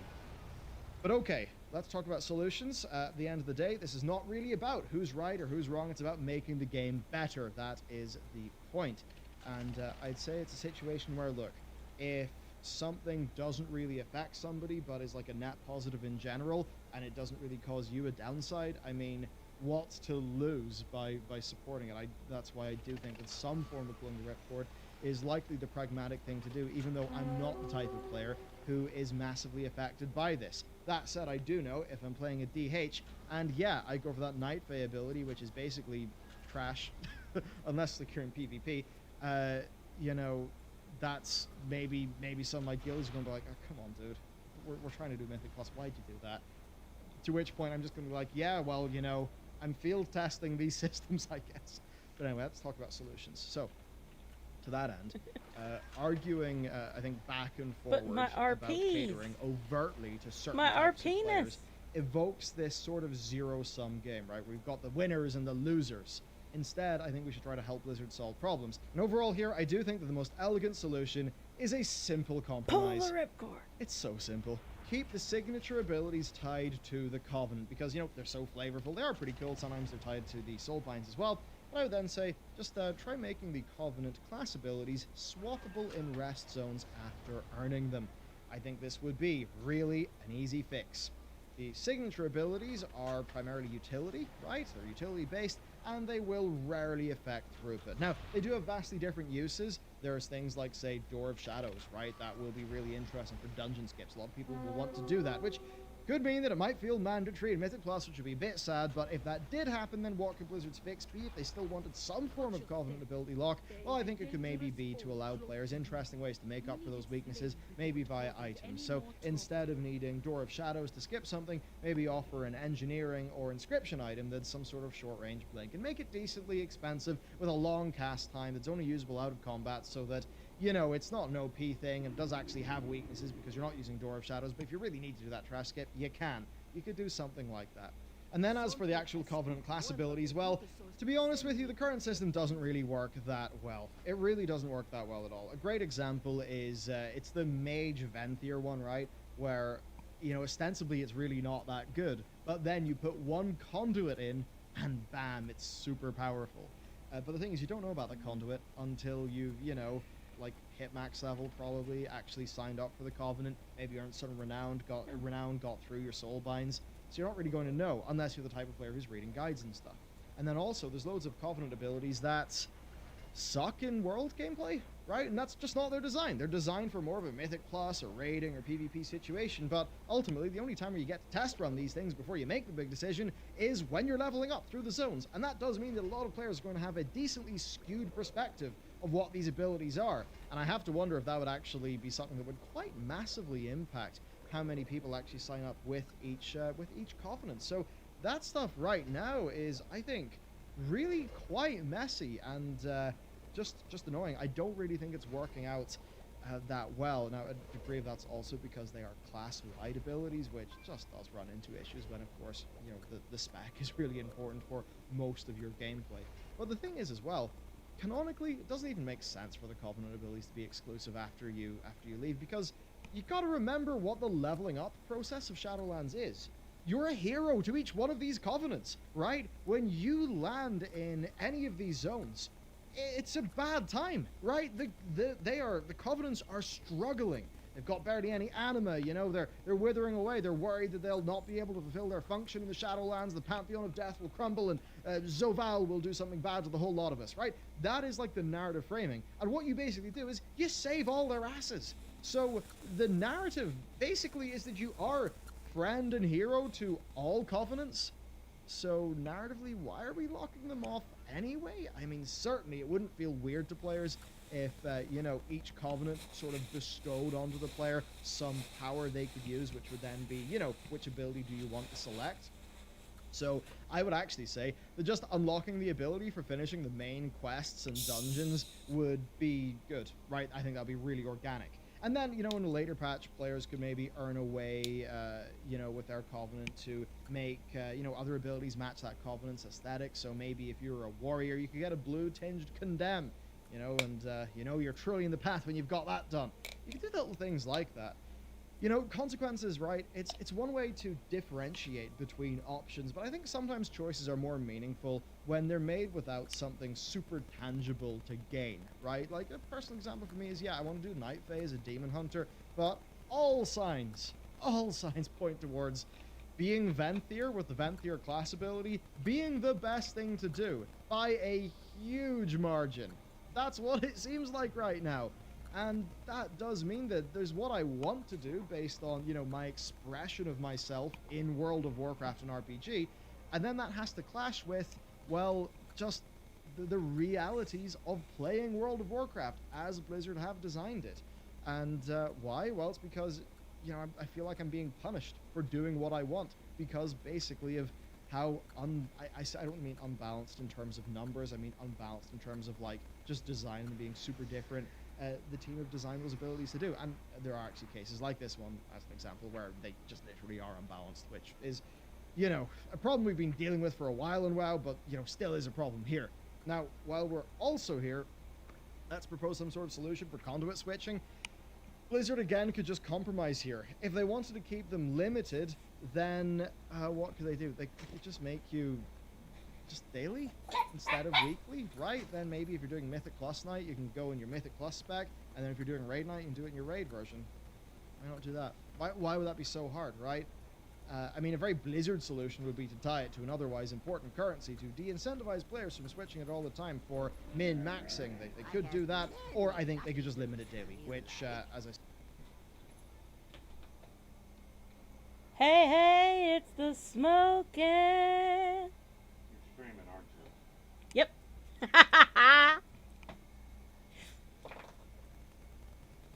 Somebody knows me well. Oh, wait. Nope, not sell. Don't sell that. Sell that, and that.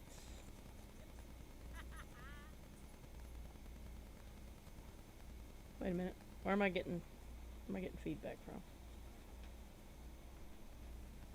So I say, you know you're streaming that, right? You know you're streaming that video, right? Yes. Okay. Yes. I'm commenting on it and... Making sure. Yeah. I'm not just ripping off his content. We're good. We're good. It's a reaction video. For stream. Reaction stream. Yeah.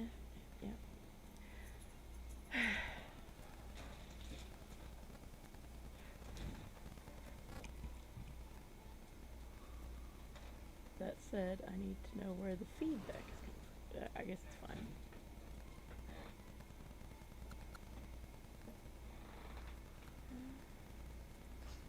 Many farewell. No, not that. What did I just do? Oh, it's fine.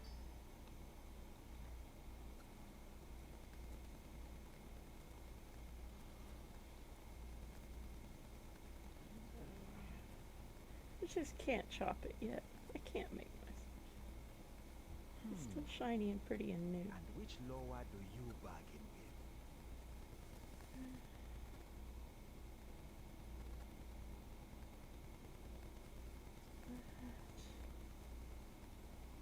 Not have a spot for Mo's army, apparently.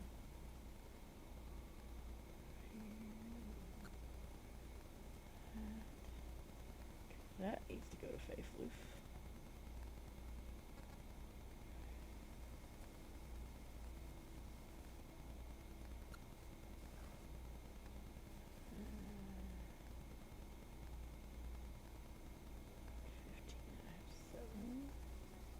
This needs to go to Faithloof.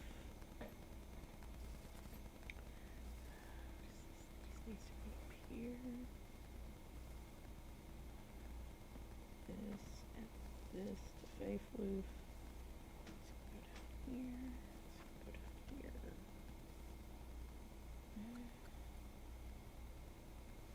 Away, go away. That can go to Faithloof.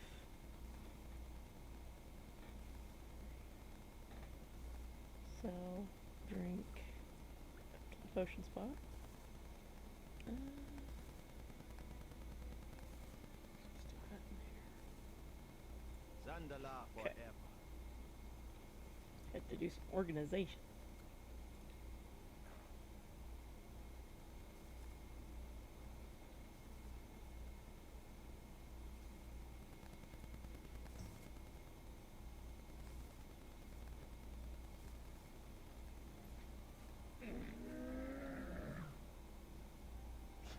I Open have many, sesame many seeds. wares.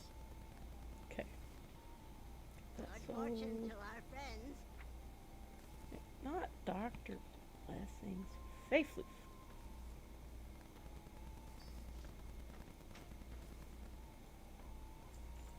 Go. And drink that. Throw the bottle. That could come down here. Boop. What is this? I guess I can go down there too. What is that? Old rusty key. I needed that earlier, didn't I? No, I'm mixing games. That was a Fallout thing. Okay,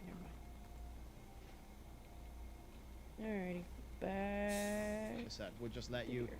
have a lot more freedom if you just wanted to play around. You know, Mythic Plus night, PvP night, raiding night, whatever you're doing with your friends. You know, you're not going to be sort of locked into this 1 week long cooldown period that just will kind of arbitrarily punish you. And you know, they've designed they've designed a system that's functionally just another layer on top of existing systems. But then they've just added arbitrary limits. And I think the thing is that, you know, why can we change our talents and our essences with a tome but not our conduits? Why? You know, at the end of the day, what is that? That's just tinkering with my character to make it do what I want to do. It just feels weird that different parts of that process have got very different and seemingly arbitrary, limitations put on them. So what I'd say here is don't let Shadowlands suffer purely because there's a backup available and we're going to sort of trial run the thing that probably won't work first.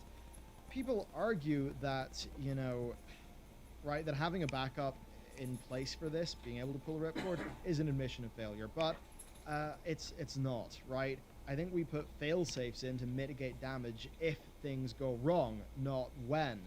I think they don't need to be afraid of backlash or, you know, failed opportunity. I think they just need to do the safe and smart thing. I think, right, it's about risk management. And I think this is a risk they don't need to take because all of the benefits of your Covenant choice come from your expression in the game. Who you vibe with the most, what aesthetics you want, what characters you are drawn the most to. That is all the positives. None of the positives comes from the abilities, in my experience of playing Shadowlands. And there's really not some sort of meaningful choice, I would say, between the Covenants. Blizzard want to make it this big thing, you know, bringing up Aldor's... I don't even understand why they tied abilities to it in the first place. Doesn't even make any sense. And, like, to me it doesn't matter whether you're looking at it from a casual perspective or a mythic player perspective. It just sounds like shit either way. I don't get it. But then I didn't get the whole Azerite gear nonsense either, so... And that it feels the same way to me. Like, not as bad, I guess. Still. It just doesn't make any sense. I don't even see why they didn't just stick them as regular reps and then let you like join one and, like you were saying, basically class haul it. Anyway, carrying on. Versus Scryers, in reality, it's just choosing which gang of your mates you want to hang out with the most. That's what it feels like in terms of the established lore. Blizzard don't need to take this risk, right? This risk that they're taking, I think, benefits nobody. There's people who will maybe feel like their Covenant choice was a little bit more impactful because of the ability thing, but I don't think most people will. So, like, where's the benefit there? There's really not that much benefit. But then, of course, the list of reasons not to do this and the list of downsides is absolutely bloody humongous. And it's humongous in general, and it's also humongous on a class-by-class, spec-by-spec basis. Blizzard are building systems for an ideal world. And that's a world where they can balance everything. They have done this multiple expansions in a row, right? They have to accept that the game is just a bit unbalanced, that it is going to be that, and work around that, instead of trying to design World of Warcraft for this perfect future where the game is very easy to balance, it's very balanceable, it's all working out well. Really, what they end up doing is they just bite off more than they can chew from a balancing department, and it's just putting a square peg into a round hole. Now, this is not me trying to be disparaging or trying to be unfair towards Blizzard. The game is bloody complex, and it's never really been perfectly balanced, right? That's fair enough. But the way to do this is to give players the choices and the tools to rebalance things for themselves, instead of just Blizzard saying, no, you are not having these choices, and do not worry, it will be balanced. If you feel like that was the wrong choice, then that's our problem. And I would say that's where I agree with Blizzard. It is their problem. What I think they're not very good at is actually solving that problem when they create it. And that is the big worry. I would say this: stop introducing systems with the intent to fix them later or to actively monitor them as they are going into the real world, as if they really need that. I would say put a bit more freedom in and do not design for a perfect world. I have to imagine that the amount of thought space or just design time taken up for the people who are working in World of Warcraft every day is just eaten up by the fact that they have made these very hard to balance systems. Look at corruption. How much time did they put into fixing up corruptions and balancing corruptions and doing your your extra currency for the corruptions and your corruptions vendor, and then balancing that and working out when everything should be? How much time do they spend doing that? I don't even need to know how much time they spent coming up with it. I know the amount of time I'm spent just this week trying to figure it the hell out. It is ridiculous. What a convoluted nonsense system. What? Why? Just why? At this point, I'm stuck. I've done the first 5 cloak levels, and I gotta figure out where and how to get to the next sections of the stupid scenario, and it's just dumb. I don't even usually mind, like, people will say you shouldn't have to use outside resources to understand WoW, and I don't usually mind that, but this is where I'm to the point where it's like just figuring out, because everything is named Vision or, Coalesced or some crap. It's all got the same names. I can't even, YouTube to figure it out. I don't even mind doing the research, but help me do the research. Don't make it this complicated. Alright, off my soapbox. And they could have just built a less risky version of it once, when they started. And that's why I'd say, Ian, pull the ripcord. Right? Those are your words.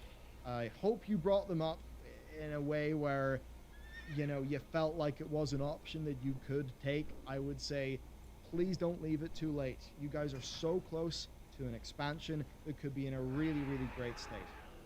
So when I look at the Covenants, I want to progress those. What do I want to do? I want to think about, of my characters, which one is the best fit for each one of the Covenants. I then want to level those characters up, take them through the Covenants, unlock all the nice things, do all the stuff, play around in the Queen's Conservatory, all that stuff.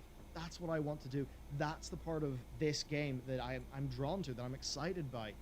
It's not sitting down and thinking, basically trying to compute the problem and then just throwing a few dollars to raid bots, which is kind of how you guys designed the game. Sometimes it's almost as if raid bots is just lobbying Blizzard to make the game more complex and more convoluted sometimes. That's a joke. Not really, but you get my point, right? So yeah, I would say this. Blizzard, I think you guys should really double down on the non-player parts, or player power parts of Covenant. Between what he just did there and Pyromancer, I'm definitely going to have to craft my own tinfoil hat. You would think all the years that I watched, oh shoot.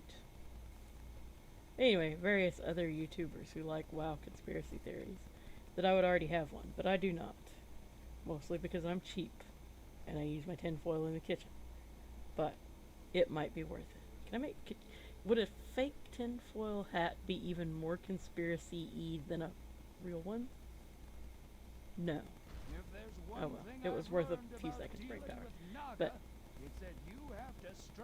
In the future patches, I think you should make it so that I'm excited to be a Carrion, or a Carrion Paladin, because the Carrions are a great fit for my Paladin, and they've got a whole bunch of things that I think look really cool. They've got a bunch of characters that I love, and those characters go on a great journey, and, you know, instead of having to fiddle around balancing knobs for months and months and months, your extremely strong, you know, designers can design things for me to do, you know, stuff that's going on in the Covenant. I think that's what should be exciting about a Covenant, not just this, I think, very reductive, very much, we kind of learnt the wrong lesson from Sid Meier, maybe, or, you know, we've misapplied it, right? The whole, you know, games are a series of interesting decisions or whatever, where it's like, yeah, true, but also he was making Civ a little bit different in an RPG where so much of the player expression is coming in, and when a lot of the player experience is actually not based as much on game mechanics, and it's based on their emotional experience of their character and just like their character's journey, right? And what going around Ardenweald means for them, or whatever. I think that it's just being more aware of that emotional aspect and having a more broad understanding of why people play the game. That would be, I think, a really important thing. And this is actually somewhere where I think Blizzard don't put enough effort in and don't really put enough time in. Now, it's been nice to see more go in there with Shadowlands, and I think for a lot of the people who would be the least affected by pull the ripcord, I think those people would actually be best served if, yeah, we actually did pull the ripcord, the game was just a bit more simple, and Blizzard were more freed up to make content and exciting things to do. So there you go, that's my thoughts on Pull the Ripcord. Oh dear, it's been 42 minutes. I plan to go to IKEA today, and I don't think I'm going to be able to because it's probably going to be closed. So, there you go. That's the cost of time. So, obviously that was a Bellular video. If you are at all interested in WoW, you should be interested in his content. But let's see. Let's figure out where I put that. There it is. Goodbye. Yeah, N plus should be getting close. 9 minutes close to be exact.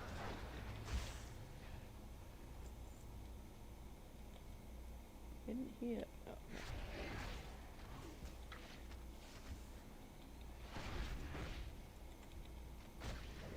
Hi, I'll take you and you.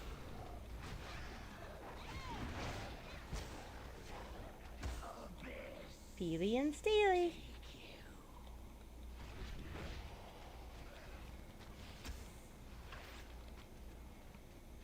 Trying to figure it out.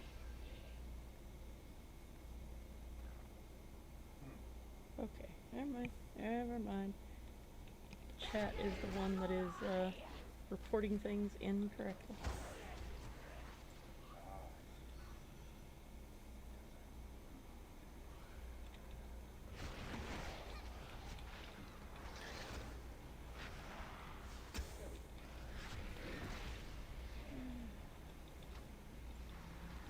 Three more.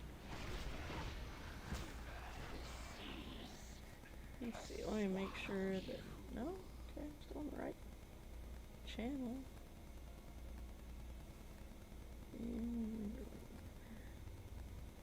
Actually don't even remember. Nope. Okay. Where am I? I've lost myself in Discord. There we go. Okay. I found myself. Huh? See how far we can get today. Ah. Freezing issue is fixed, so we should be able to play a decent game and not have to What am I wait doing? on it. hand's in the wrong spot, so I'm doing all sorts of wrong things. Hard. Okay. First I had to get my hand back in the right spot, and then I had to get it to quit trying to hit Fallout buttons.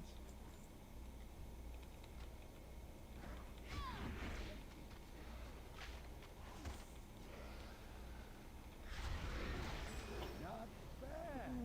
You remind me of a young, well, young me. Yeah, okay, Toki. You Toki'd a little too much. The NPC's name is Toki. I kind of figured. Alright,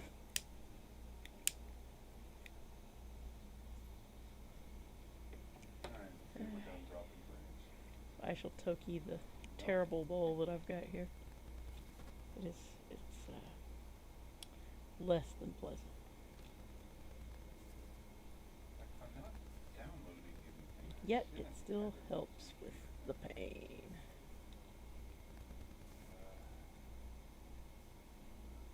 Murloc? Murloc? I found a Murloc. Murloc, Murloc, I found a Murloc.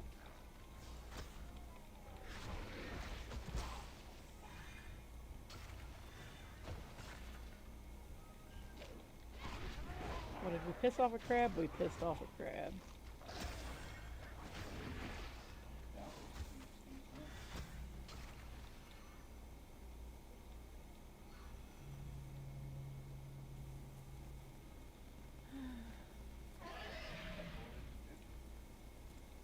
Murloc, Murloc, Murloc, Murloc, I found a Murloc.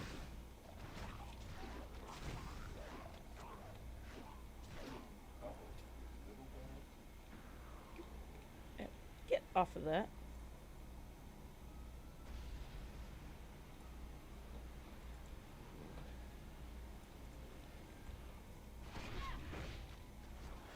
Now we've got to remember what the person in the new leveling zone said. Be careful because Murlocs are dangerous in packs.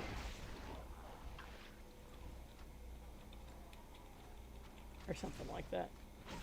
It was funny.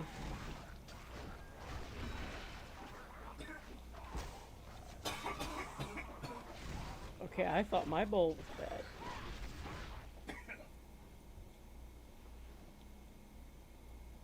Smoking's choking's. Mine's are a little old too.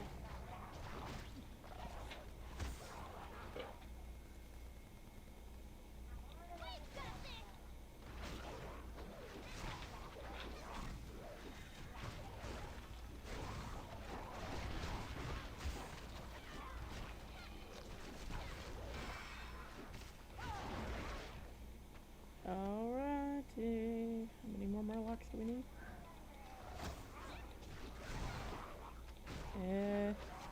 Quite a few. Murgle! You gurgle that Murgle, you gurgle, Murgler, gurgle, blah, blah, blah.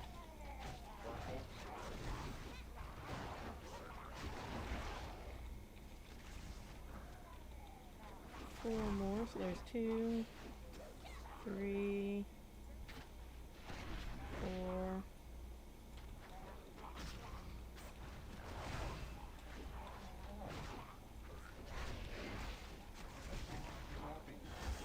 Yeah. Alright.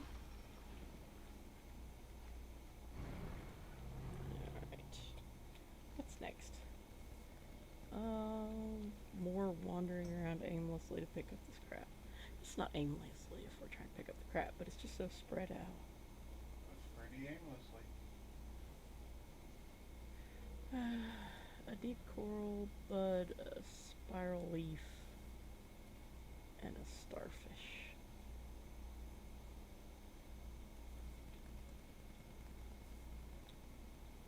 Also, I'm really surprised people aren't already in Discord for the thing. Mythic Plus. That thing. What choice would I have made to save our people?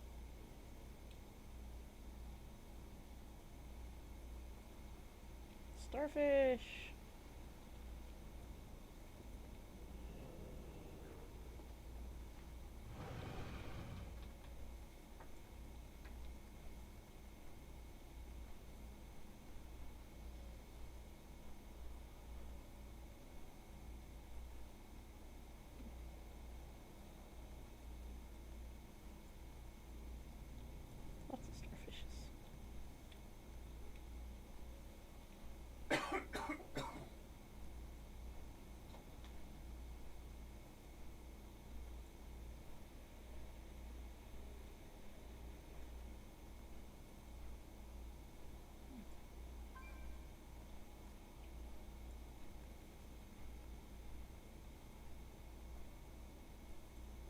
afraid to dip down too far in there because I'm afraid that's the spot that'll dismount me. I understand why they made this like whole big area and then one little spot that'll dismount you. Oh, oh, oh. There's something.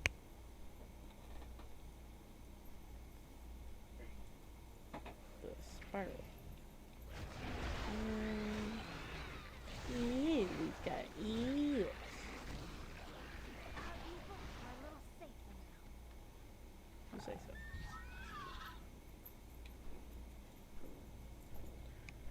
We just need the deep coral bud now. Oh, isn't that the things that are up by the shrooms?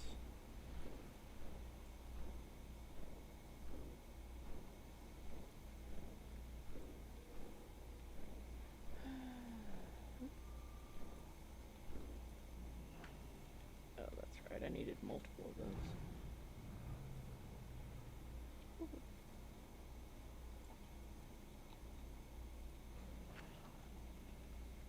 Quest achieved.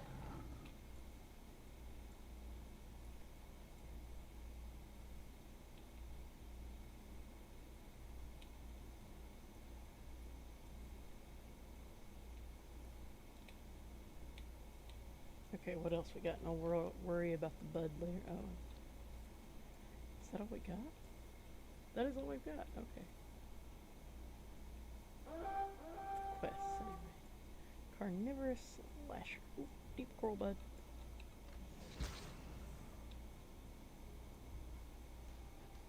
Got it.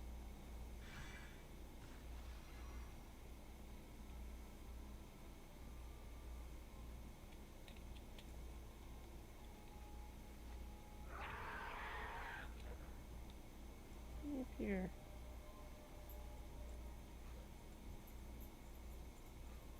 Don't really remember how this works. I don't really care either. Let's just move on. Okay.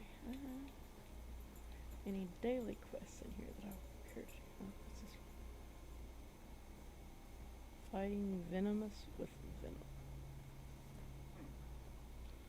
Okay. Oh, I just hello. see that my computer We'll go take a has look. been determined to fucking drop every frame. I'm dropping about 20% of the frames, streaming a black screen. Oh, something's gone wrong.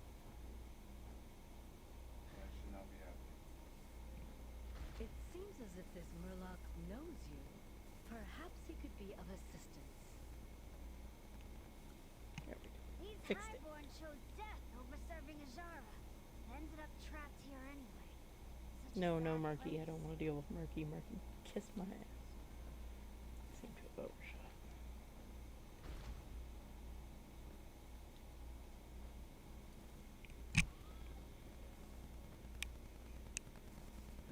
There it is.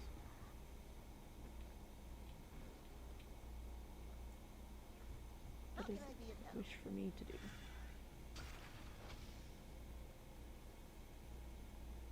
Okay. I can Seems snapdragons aren't producing venom anymore. Only way to harvest it is from the wild packs roaming here.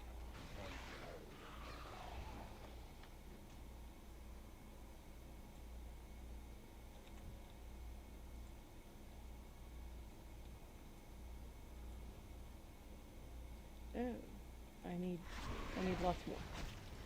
Make there lots more of these things.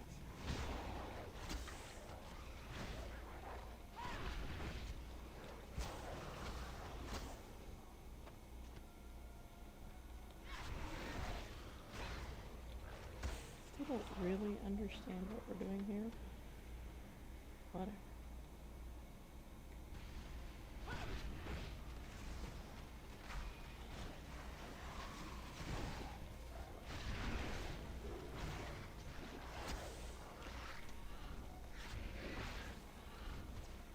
Oh, that's cool. Can't change my own.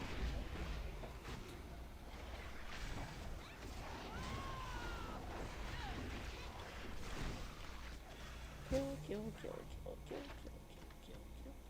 How many I got now? 6? Is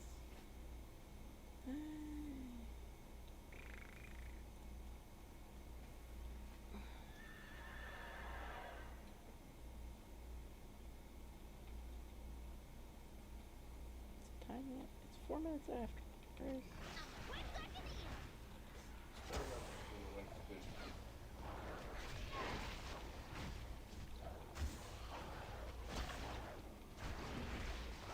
Right now, I'm just going through OBS. Keeps telling me like dropping If only you'd watched up here ages ago.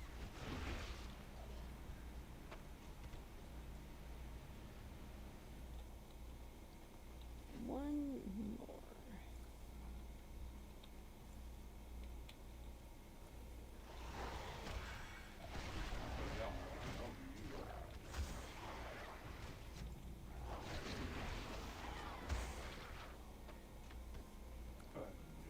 Okay. Just use a poison globule. And then That don't happen. that's not what I used it on. What do I use it on? What do I intermorph these for? I use venom to weaken and kill Snapdragon Terramol. Is that not a Terramol? Yes, I need it. Oh, that was a hunter. Here's a Terramol. I realize now. Quick like an eel.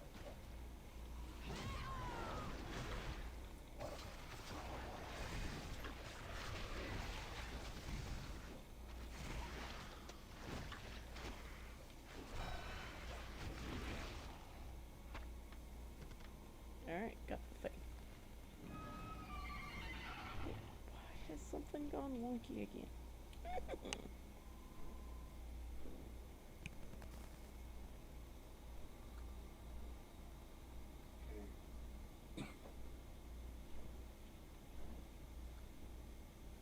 I know I'm probably dropping frames on your guys, but I don't know why. I don't understand.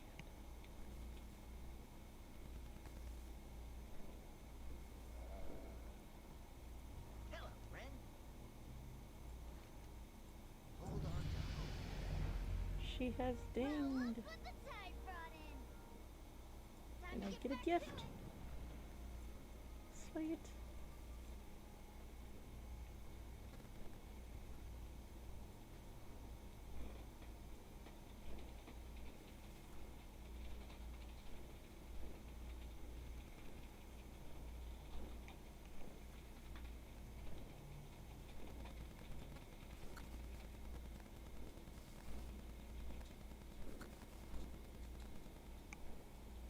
We need Wait, to keep where am I this going? passage safe for our scouts. Close up those vents. Nope. Just nope.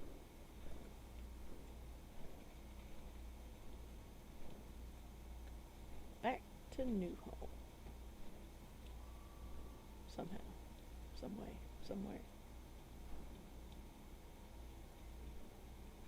There we go.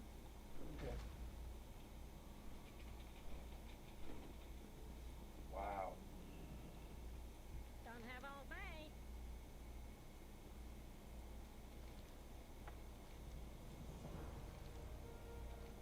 Many mana pearls. Handle it.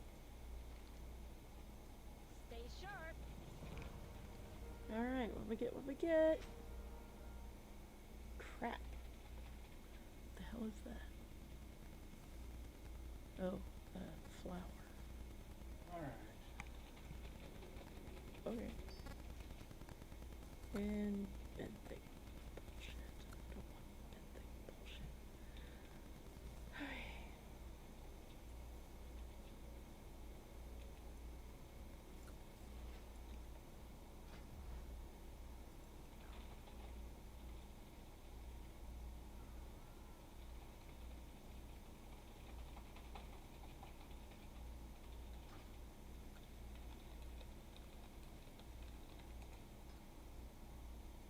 Oh, what?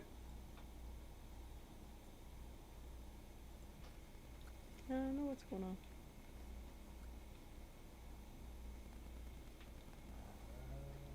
I wish I did.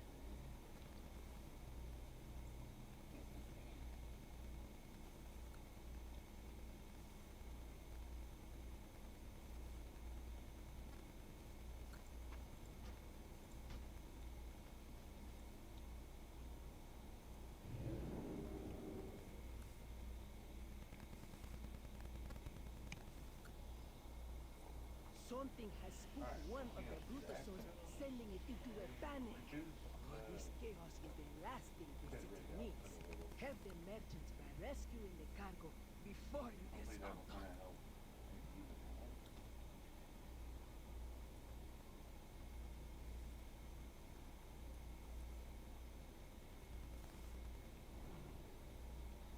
So far, it seems to help.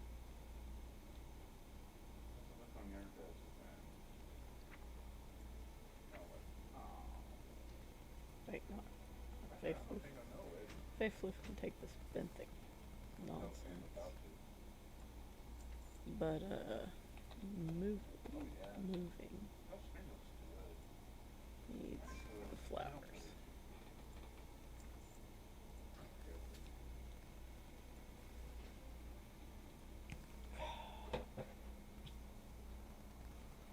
He is very red.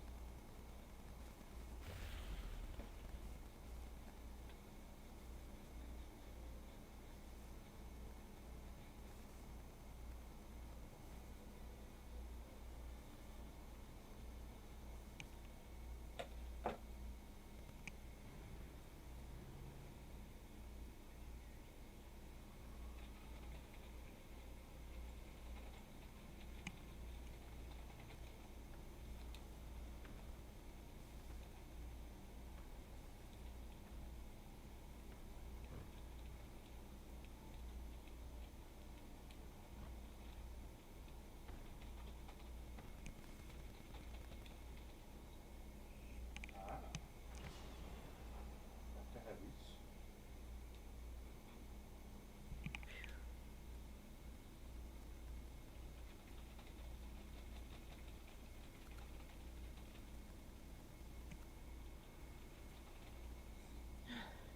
Open-ender, but it's okay. It's funny, I'll look all nice and fresh on my morning Fucker. stream, and then by now I'm just like dragging my own makeup off of my He face. loves those heavies, don't he? Eh. Oh, and you thirsty.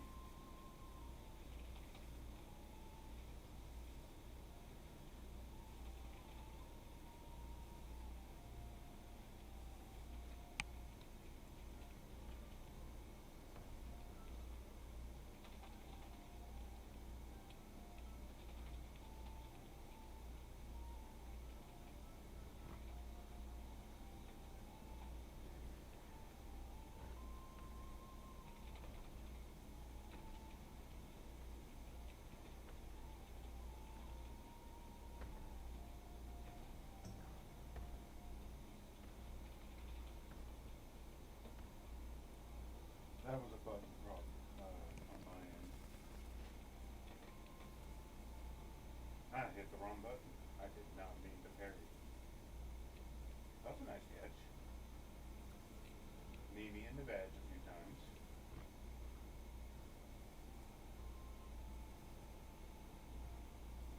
That'll be about the only thing going near my badge. Which is very weird for me to say.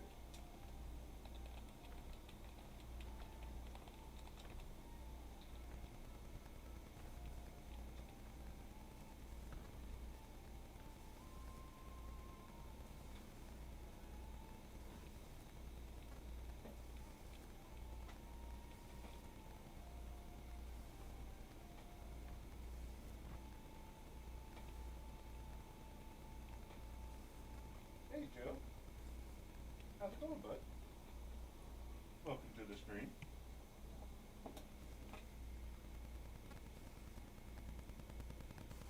I'm just doing a little fighting. Blowing off a little steam from work and trying to see if I fix this PC Okay, issue. looks like M plus might not happen. They've already got the DPS I had for two one the past group, few days. looking for a tank and healer, but our person who actually runs it as an event is not available. They had an emergency. So, Oh, I am don't have that probably unlocked. out of luck. That needs to be a thing. Yes, sir. If you're down for a set, I'm cool.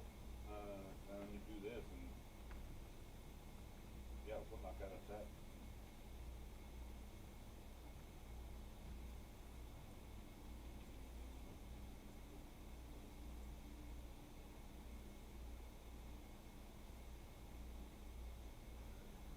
I was trying to be nice.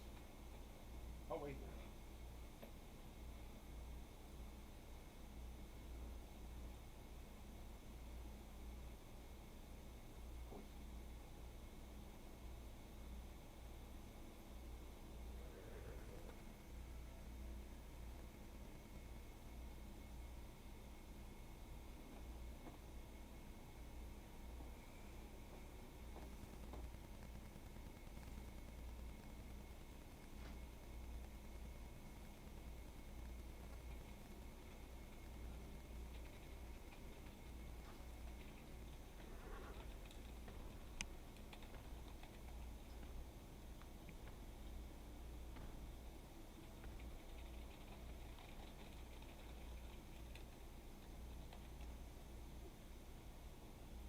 Oh, oops.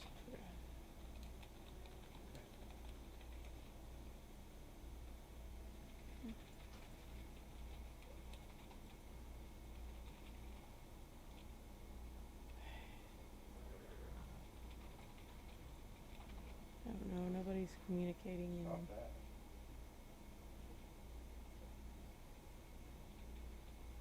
Nobody's in Discord. So this is really not the EK way. Well, stand right there and wait on it, why don't I? Alright, well, Well, I never don't feel went like back. I know I could wait it out and I could probably get into a group, or I could even push and take charge myself, but I don't even want to put myself in that position again around here, because as soon as I do, Kaylee's gonna be like, oh, you want power, do you? Here, take some. And no. No thank you, not again. Can't handle it. Not right now. That guy's good. And I'm terrible with fucking getting spines. Oh god, I'm terrible with So, spines. wait, was that?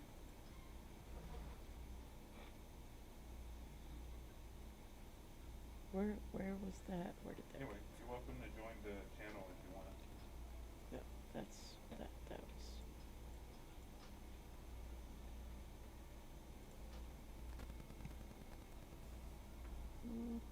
Not at all.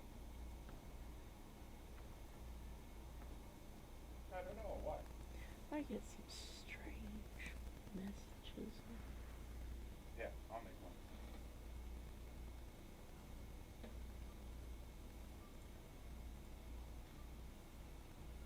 Yeah, me too.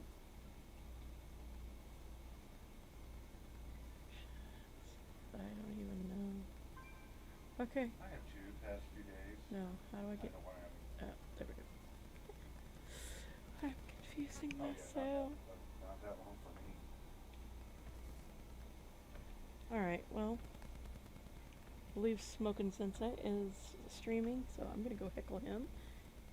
Anybody here should follow me. Let's go. Alright, it's under learning a new character. 8 slots. Actually, hang on. Where's the thing?